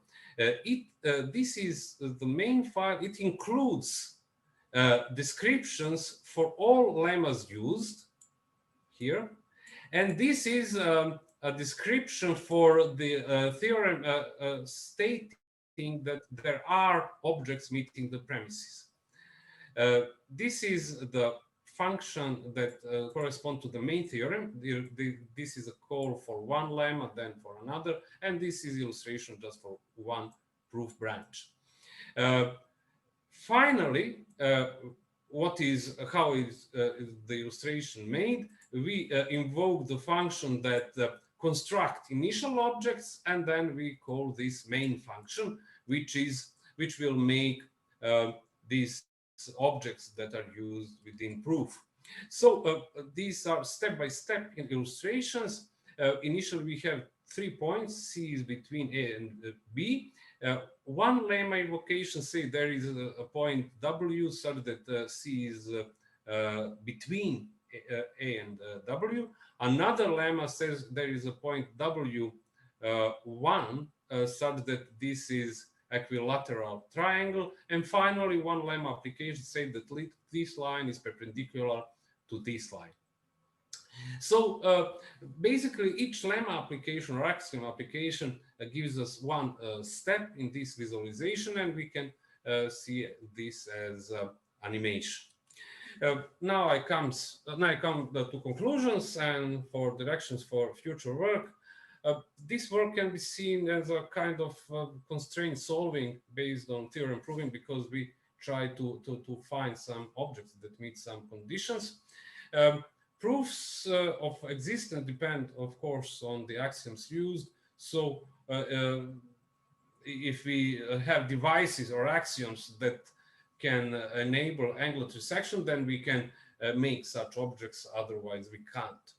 Finally, the approach is simple, as it is a small extension to our prover. Our prover connects the proofs to COC or natural language. This extension is very small. It goes in parallel to these ones, to these older ones. It is modular, as the illustrations rely on interpretations of axioms only, and it is flexible since visualization rules are not hard-coded, and the user can choose how to visually interpret some axioms or lemmas used. That would be all. Thank you. Thank you very much, Predrag. Spot on time as well. Let's all thank Predrag for this very nice talk. Do we have any questions? Oh, Pedro's? Pedro, can you hear me? Yes, sorry, I was without the microphone. One thing that I have some doubts is you said about the illustration. If I understood correctly, you managed to make the connection between the construction and the proof. So each step of the proof is followed by the construction, but you do not start by providing a construction. You start from a formal statement. Yes. Do you begin? In certain cases, I feel that you do not, from the formal statement, you do not have the possibility to build the complete construction with all the lines, with all the elements of the geometric construction. I'm wrong in this, or because in GGEX they provide the construction, they do the proof, and they do the connection between the proof and the construction. You do not provide the initial construction. In this approach, visualization is a direct product of the proving process, and it goes along with the proof generated. So if the theorem prover proved the given theorem, then we will get a visualization. Okay. Of course, for each proof step, for each lemma or axiom used, we need to have a corresponding visualization. It could go up to the level or down to the level of axioms. So we need only visualization of axioms. And if we are able to prove the theorem within coherent logic, then we will end up with the corresponding illustration. So whenever the proving process succeeds, then we will have an illustration. Yeah, maybe Okay, I can thank you. add something is that there is a drawback with this approach is that if we take the Morley theorem, for instance, which assumes three sections of angles. So if we have an axiom system which does not imply that you can trisect angles, then the prover will fail. Whereas it can still be the case that you can consider trisected angles. So when you have an independent property, then it will fail. Yes, So, but sorry, can I say one thing more? My question is, I don't have now an example, a concrete example, but sometimes the construction, I feel that sometimes the construction will have, for instance, given a triangle, then the lines parallels, then some lines perpendicular, and the formal statement for the thing that you want to prove will not say all the things, or don't need to say all the elements of the construction that we initially thought about. Right. So this is a problem of the initial configuration. And I said we try to prove a theorem stating there are such objects. And as Julian just said, sometimes we are not able to prove that there are such objects. For instance, there are lines that do trisect some angle. But if we are able to prove that, then we are able to provide illustration for the initial configuration. It is not trivial, I agree. Okay, thank you. And it is not always possible. Okay, thanks. Thanks, Pedro. Pascal, you have a quick one? I have the questions related to the Pedro's one. In the initial configuration, you need to solve some constraints. In fact, this is what you said. And sometimes to do a construction, you need auxiliary points or objects. How do you take this into account? We try to prove this initial statement that correspond to the initial premises by using this very same approach and using the very same axioms. So we do not solve constraints, but we try to make a synthetic proof. And these axioms have associated visualizations. So from this visualization, we get the initial illustration, not by some solving process, but it also follows from the synthetic proving procedure. If I got your question correct. Okay, thanks. Okay, thanks. I think we'll take one more question. If it's a quick one and a quick answer from Luca Ferranti, as well. Yeah, hi. Thank you for the very interesting talk. So I have a question. As you mentioned, a sort of motivation for this work is that illustration can help, like a human reason, can give like these insights. But I think in a fully mechanical way, it would be pretty easy, I think, to create unclear visualizations. I mean, for example, think if you want to build a triangle, you could like generate 3 random points, but then they could like be close to each other or badly scaled. Or for example, in isosceles triangle, humans are used like to sit with the base horizontally and the height vertically, but randomly could be also some way weirdly.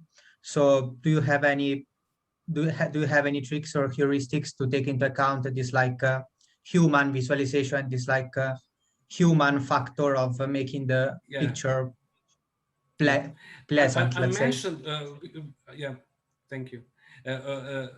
I mentioned we use some randomization, and actually this approach leaves freedom to the user to choose how to visualize some objects. So it is not up to this approach, but the user himself can try to use more randomization or some tricks so the object looks more like human generated. That's nice. Okay, so let's stop here. Thanks very much, Predrag, for this very nice talk and all the questions. So I'm sure Zoltan will forgive me for starting in a little bit late. So thanks again, and let's move on to the next one, which is talk by on work by Alexander Thaler and Zoltan Kovac, which is on the online generation of proof without words. And from what I understand, Zoltan will be talking. Is that right? Yes, exactly. All right. So Okay. looks like you're ready. Go. So yeah. Well, I try to use some different colors. Right. Not blue, not yellow this time. Just Right. Why not? This is called mahogany. Oh, no. It's good to have some choices, and take it away. Thank you.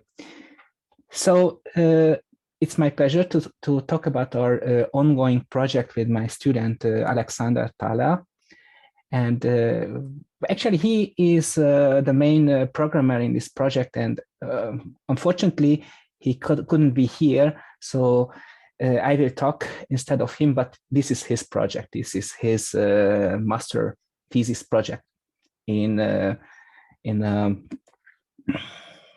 teacher training study.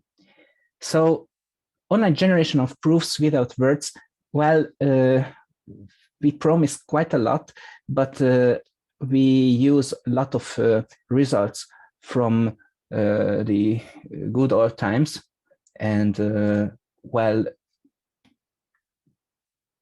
readable proofs. These are very important, and this is what we want to provide by using this new tool set, which is a work in progress. Basically, we use the JGEX software, the Java Geometry Expert,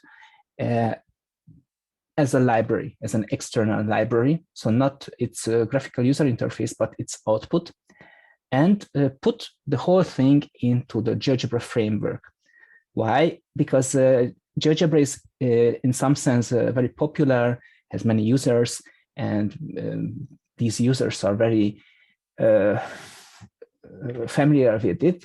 So we try to use the results, the theoretical results of the experts, of the authors of Java Geometry Expert, and to put it in a so-called modern environment and system. So I think most of you know quite well Java Geometry Expert, and for some years it is also available as an open source code base at GitHub. Well, I try to open this web page quite quickly. Yes, so this is the web page of Java Geometry Expert. Unfortunately, the web page, so it mentions it doesn't work any longer, but the source code is there, and you can see it's more or less active, because there are 61 persons who forked already this project, and a lot of people just starring and following this. Well, on the other hand, we need to tell that this software has not been maintained for a couple of years by the original authors. So we need to look in the code on our own. It is very difficult to find some details, but it's theoretically possible. And it is also true that the interoperability with other code bases is sometimes not trivial because of that. But the most important feature that it is written in Java, and GeoGebra is also written in Java. Both systems have their source code in Java, and with some technical skills, it's possible to mix these two systems into one application. GeoGebra is quite well known. Thank you, Pascal, for mentioning GeoGebra. We use the 2D modeling part of GeoGebra. And when we have these two systems, actually we sketched up how we could create something useful based on these two applications. So first of all, as the first step, we try to add the GeoGebra file format importing to JAX, and this is more or less working already. So you are able to open a GeoGebra file. Of course, not everything, but the basic construction steps work quite well. Second, we would like to export a GDD-based proof to JAX. While GDD is the geometry database, deduction database method, which is well known in this system and in this community. Then when we have it in GeoGebra file format, then we would like to create a lot of animations online, put it online, and try to get some feedback from mostly from the GeoGebra community, but also from you, from the experts. And we will have some refinements, some ideas how to do that even more closely to needs of education. Then there's some technical steps we follow. The fourth step is to copy the whole code from JAX to GeoGebra, mostly the import-export parts and the GDD database.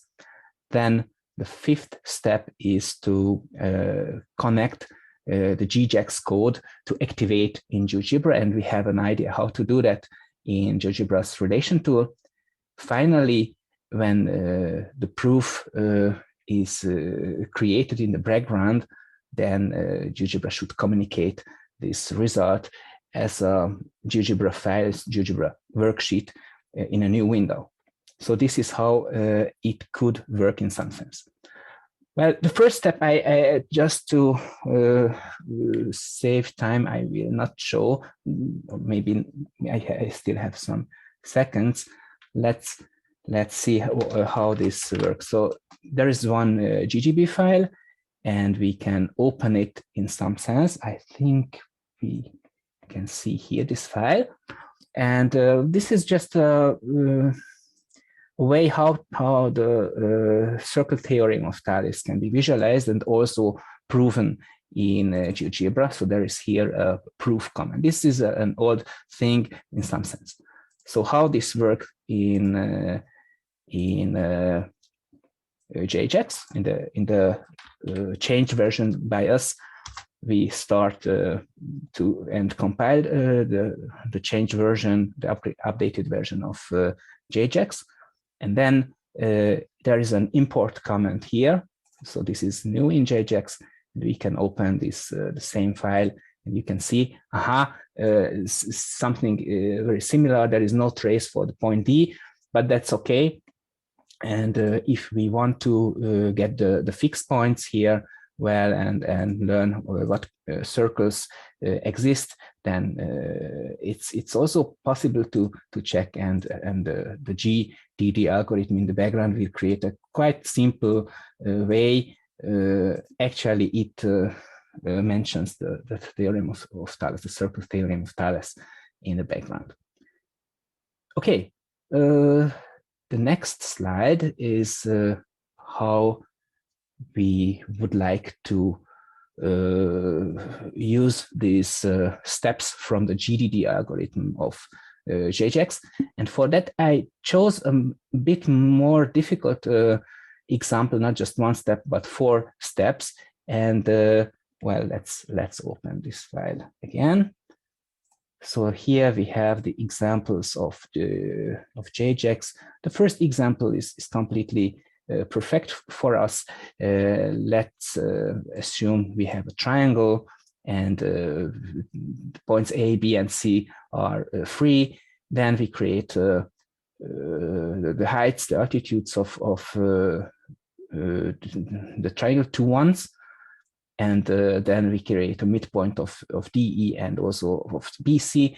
And to prove is that DE and GF are perpendicular to each other. So how to do that by using the GDD algorithm?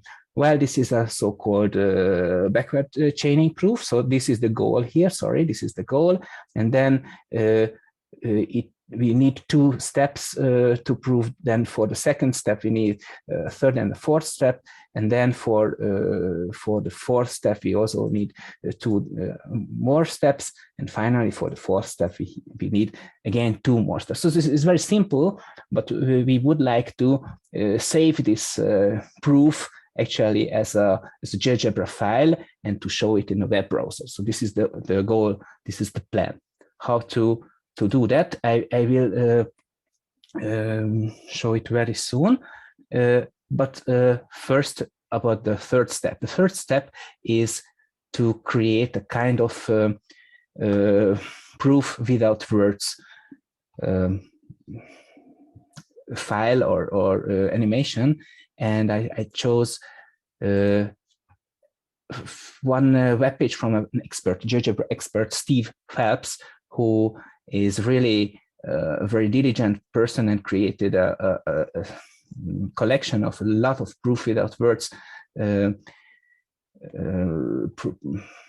So animations. And also maybe you can see that this is one animation from my colleague Barbara Lichtenegger in Linz.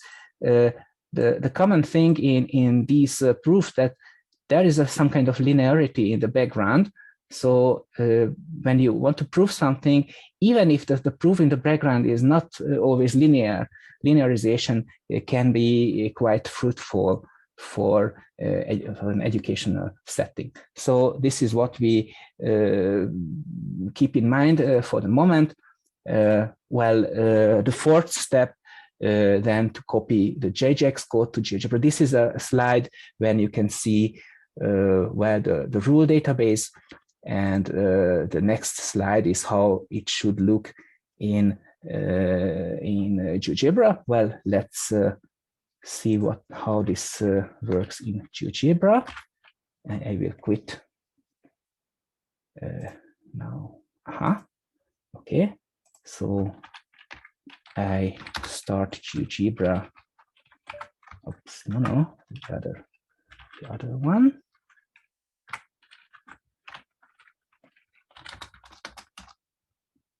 So this is a kind of new version of GeoGebra that is able to do something more than the official version. Well, we start it and I see, it's here. So what we want to see is something like that. We have a slider, and the step-by-step explanations are here below the slider, and this file is actually not created just manually by us, not automatically, but the plan is to do this completely automatically by using the JJX GDD algorithm. And what is more, so this is how we actually turn the complete proof from a backward chaining to a forward chaining, because some educators say, and we think that that can be true, that forward chaining can be more useful in an educational setting. So how this works, if I share this as a GeoGebra online file, then I can see that this is already available immediately as a web page. So many users, including teachers, could use it actually out of the box. Okay, how this could be integrated in GeoGebra? Well, now at the moment, it works like that by using the relation tool, we have actually this figure. The relation tool can prove automatically without readable proof that this is, so H and I are perpendicular, but we want to put here a button and put some text. And then when we click on explain, then we will get actually what we want. So that's all actually. Maybe just one word how we want to do that. You may know that GeoGebra has in the background an open file format. GeoGebra XML is one of the zipped files, and this is quite simple to just say that we want to put in step 2 and step 5 a certain object. So actually this is just a kind of programming and projecting everything into an XML. That's all. Thank you so much. This is a list of references, and maybe if you want to, I guess most of these items are well known for you. The last one is the collection of my colleague Barbara Richtenenger that is about education and visual proofs. Thank you very much. Thank you very much, Zoltan, for actually keeping to time, despite being pressed by me. Do we have any questions from anybody?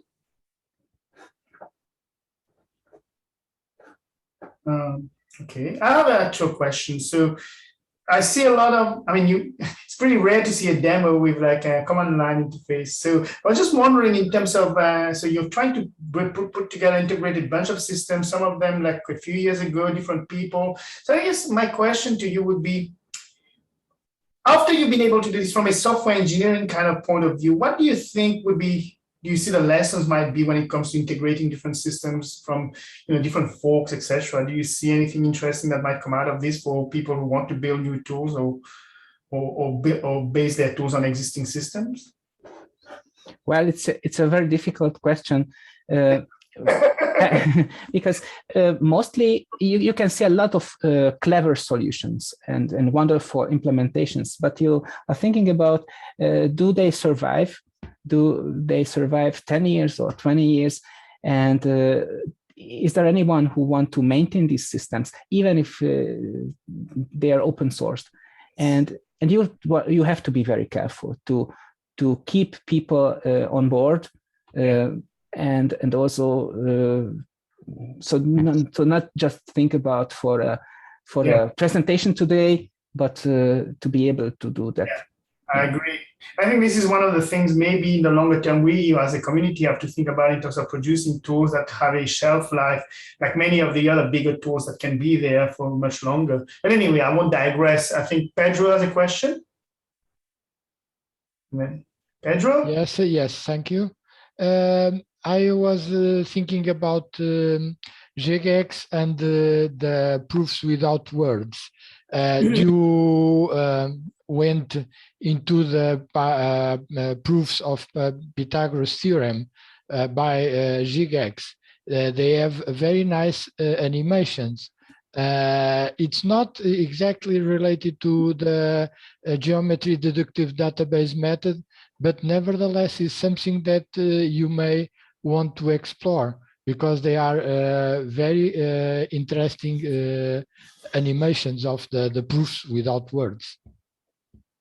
Yes, I learned that the Chinese colleagues did wonderful work, and it's a pity that they are not anymore so active than 10 years ago. Well, I think these were not completely automated. So when we no, you are right. The only thing they have is a manual mode. They thought about automating it, but I think they never reached to that point. It's semi-automatic, if I understand correctly. Mm-hmm. Well, and it's an interesting question how to do that completely automatically, because we need to wish we could find some way to do it completely automatically one day. Thanks, Pedro. Pascal? Yes, my question is related to one of Pedro's, as usual, and also related to the bibliography. Xu and Gao designed the ARIA method, and but the proof in the ARIA method are not say, traditional. And I was wondering if you can think to import some proof and translate it in, say, traditional terms. I think it would be also possible. I like the area method a lot. And we started to give it to a student 9 years ago. He was from Paris. His name was, I remember. Yes. I will tell you. I didn't forget. But he did a wonderful job.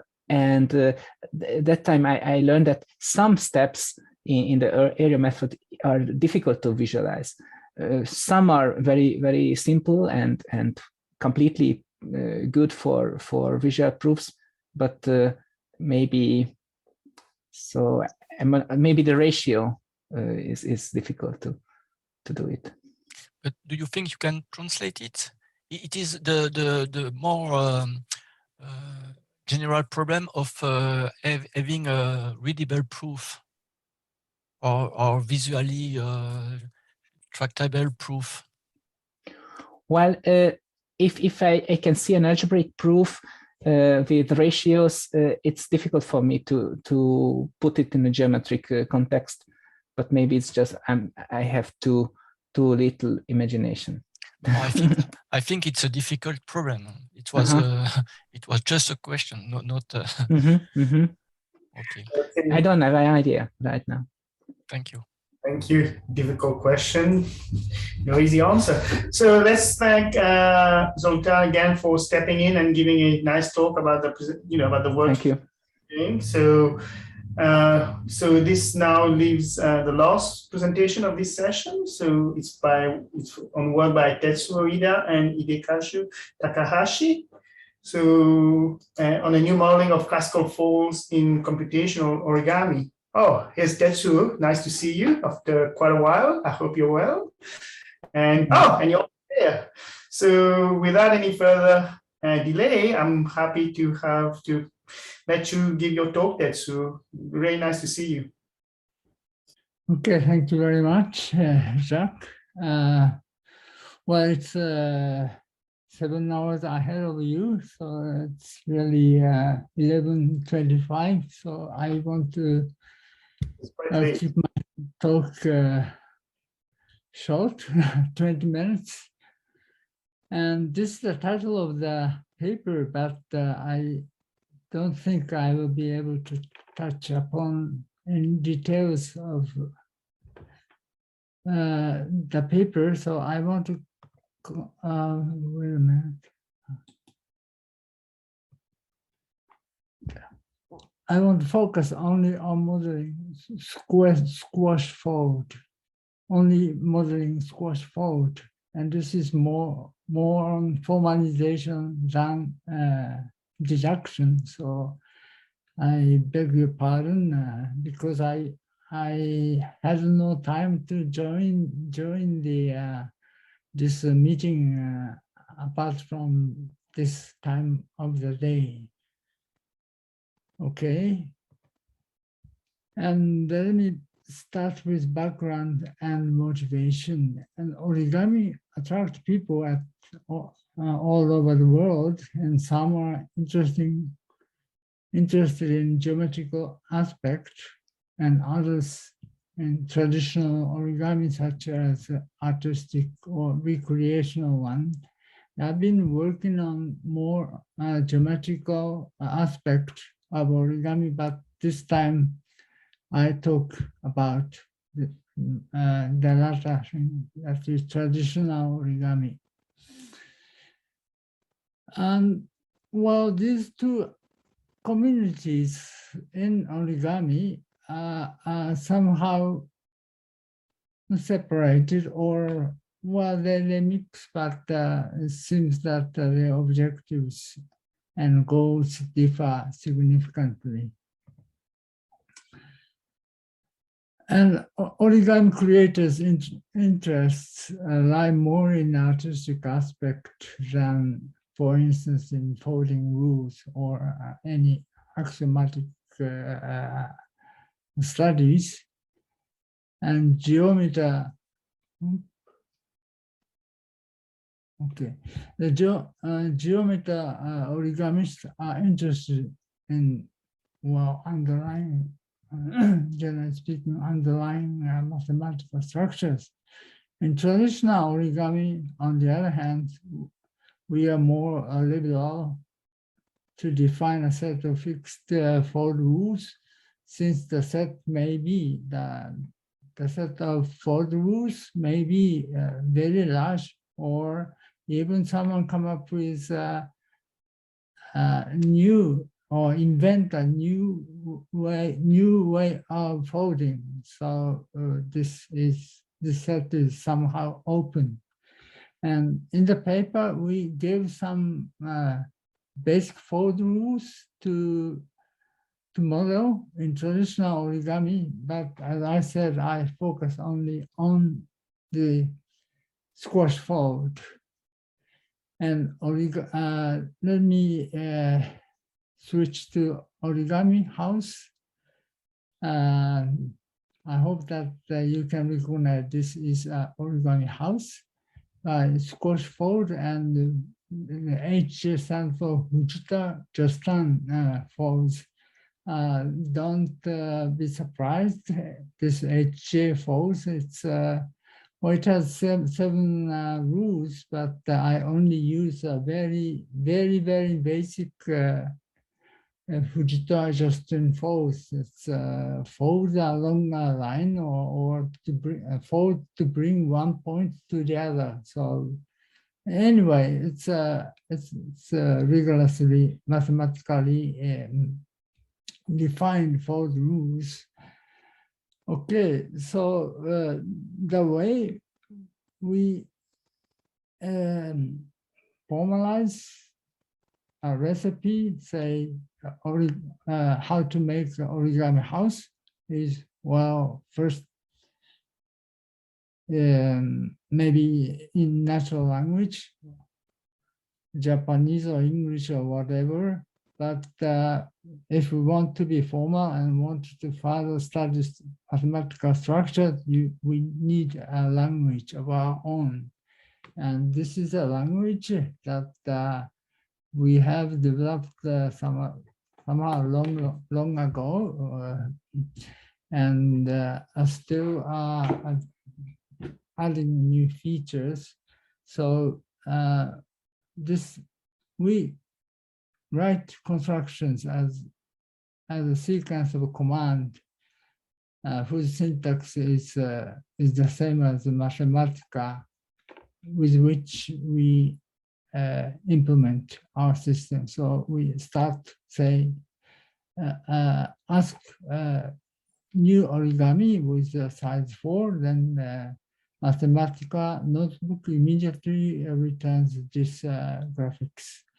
Then this is Fujita Justin rule number 2, to bring D to A. And this is very simple. Again, bring D was there, and it came to here. And we got this origami and so on.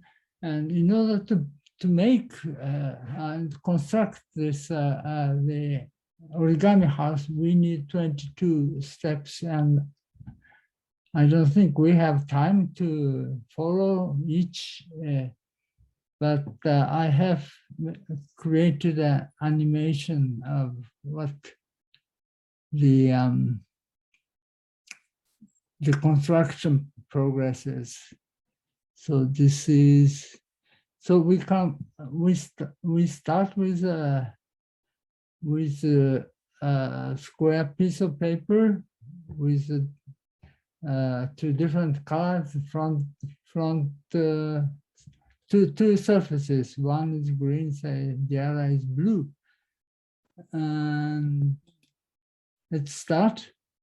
So we start from this initial origami, and as I've shown you, from here we get this one, and then from this from this we get this origami, and from this to this, and from this we unfold to get this one.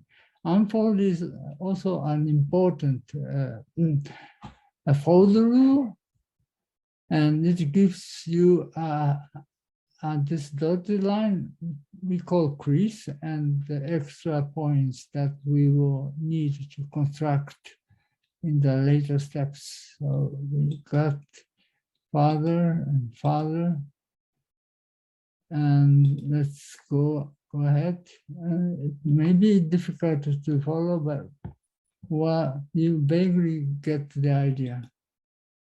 So here, and this is somewhat interesting steps, because here I have the same shape, but with a number on it. They are face IDs, which will be used to squash fold. So this face IDs and these 3 points define the scope of squash, to squash part of the origami to make this one. So it involves three folds, but 3 folds are, well, you cannot do it in Fujita-Justin rules, because they are, the fold has to be subjected to very sophisticated constraints, and if you try to solve it, then you really have to resort to Mathematica to the level of Mathematica implementation. And that was when our student implemented the squash fold, but now we came up with a very simple way of doing it, which I later explained. And let me finish the rest of it. So here, it goes so quickly and repeats, but you see how it works. All right, let me stop. So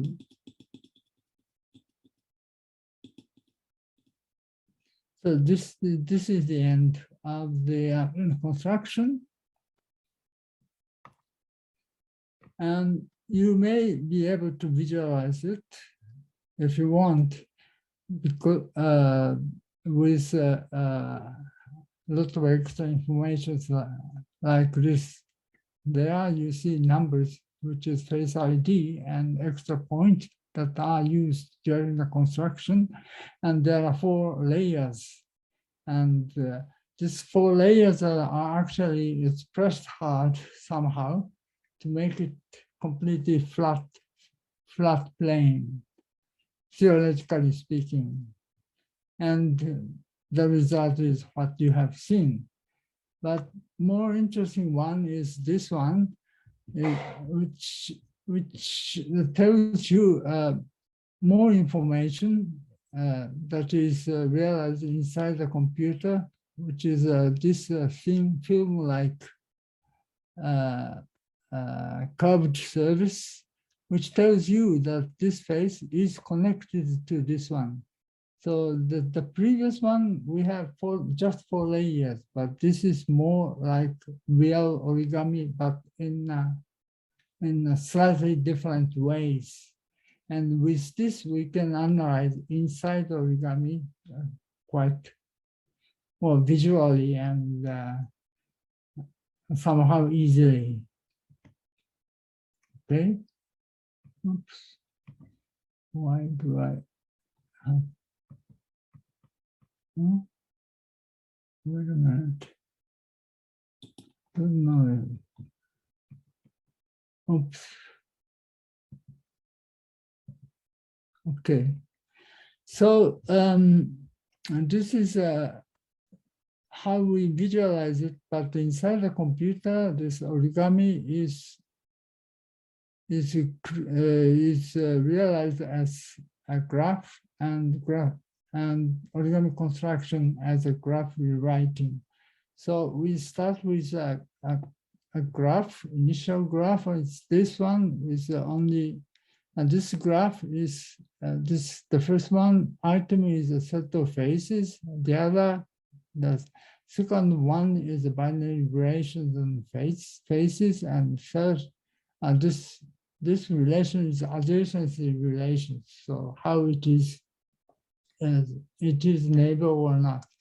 And the other one is superposition relations, which tells you which face is above or below. So if you make one fold, for instance, that the one that you saw, this graph is changed to this, and so on, and until we get this graph. And just for the sake of easiness, I simply express this second relation and a graph, graph-like picture, and the other one is the other part is, this part is represented symbolically. And this is all about the implementation. And with this implementation, we can have a very clear understanding what origami operations and origami look like inside a computer. And to summarize, at this point, we separate fresh part, geometrical part, and frame part from geometrical structures. And we reason about origami construction symbolically, which is very important for further, say, for instance, if we progress, we want to study some to prove certain properties of the constructed this semi 3D object, we will be able to handle quite easily, like we did on 2D origami object. So, back to the squash fold. This is the second main topic. So I told you that from here to here, we have a squash from the left to right. Then we get this one, and this one is just one command, but it is not like the Fujita-Justin rule. It involves several operations. And the first one, which is the most important one, is to cut this part here, because we have parameters, important parameters for the squash fold, and this simply says that this part should be cut. Then we will be able to apply Fujita-Justin rules as in ordinary paper fold. So if we cut this, then we will be able to fold, to pick this part and bring it here. So we have this one. And similarly, we pick up this and bring it to here. And from this, we call variable instead of Fujita-Justin rule number one. Anyway, and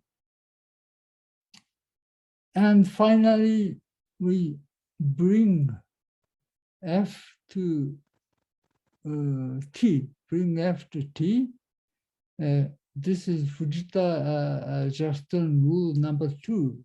And this will gives you this shape. If you look carefully, you will see that you will get this one. however, just one thing is missing. The missing part is that this edge is open because it is cut at the beginning, and we have to close it to glue it together. So we have glue edges. So we have to introduce two new operations: glue edges and cut edges. That's all, and the others operations are as in traditional ones. So this is the end of my talk, and I want to summarize. The cut enable us to reason about origami constructions on the level of Fujita-Justin folds, and the cut can model and implement classical folds such as inside reverse fold or rabbit ear fold and something more that is in the paper. I didn't explain, I only explain squash fold. And there are some currently limitations not because of our algorithm has a shortage, but I want to make a little bit make the resulting algorithm more clearly. And the problem that we have is that if cut edges are again cut or cut edges are transformed or subject to division by fold, then it is not easy to keep track of the cut part, and gives problems when it comes to gluing. And thank you very much. And this is the end of my talk. Thank you very much, Tetsuo, for the talk. I know it's late where you are. Do we have any questions?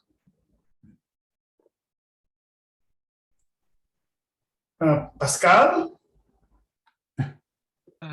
Okay, first of all, I did it. Okay, it was not easy, but I did it, and this is this is not a 3D, a real 3D origami like you. Yes, I was wondering if you are considering the real 3D origamis. Yes, we are. It's we presented accessible axioms for 3D, and the other person I think in where was it in? Oh, I don't remember. Yes, I remember a few years ago.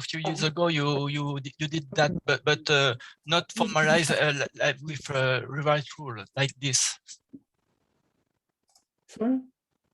Yes, I remember that you present some 3D origamis and simulation of 3D origamis in a 3D space. But I was wondering if your rewrite rule you presented here is related with 3D's 2D. It's basically 2D. So I would call 2.5 dimension. Yes.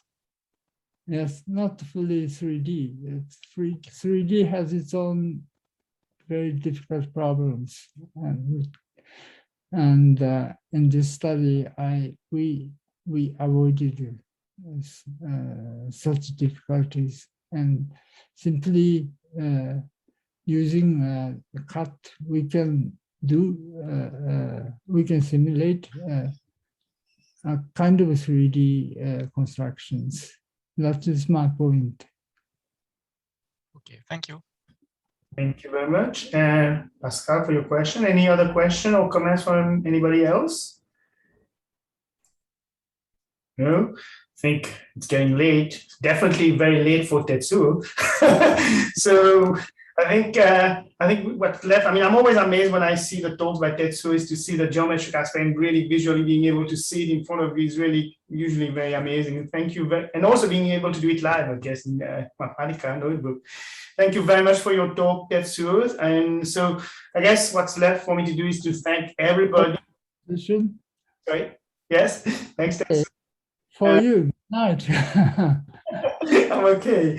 So what's left is for me to thank everybody, wherever time zone you're in. I think we've kind of spanned half of the world, if not the whole world, and for giving actually very nice talks and for all the questions and everything. It was, I think, a very nice session. I enjoyed it. It's always good when you don't have to be at the receiving end of the questions. So on this note, I think I'll finish now and thank you everybody again and hand over to Zoltan, who will just mention something about tomorrow's session. Thank you again, everybody. And thank you for participating in the session and making it easy for me as well. Thanks very much. Thank you, Jacques, for the nice leading of the session. And I also thank everybody who contributed either with a talk or with some comments, remarks. It was a busy day, but tomorrow we will still have some work and there will be lectures by Professor Novak and Professor Paresma. In the beginning of the sessions, the morning session will begin at 10 o'clock and the afternoon session at 14. If you like the conference, you can also invite some colleagues to participate. It is still possible.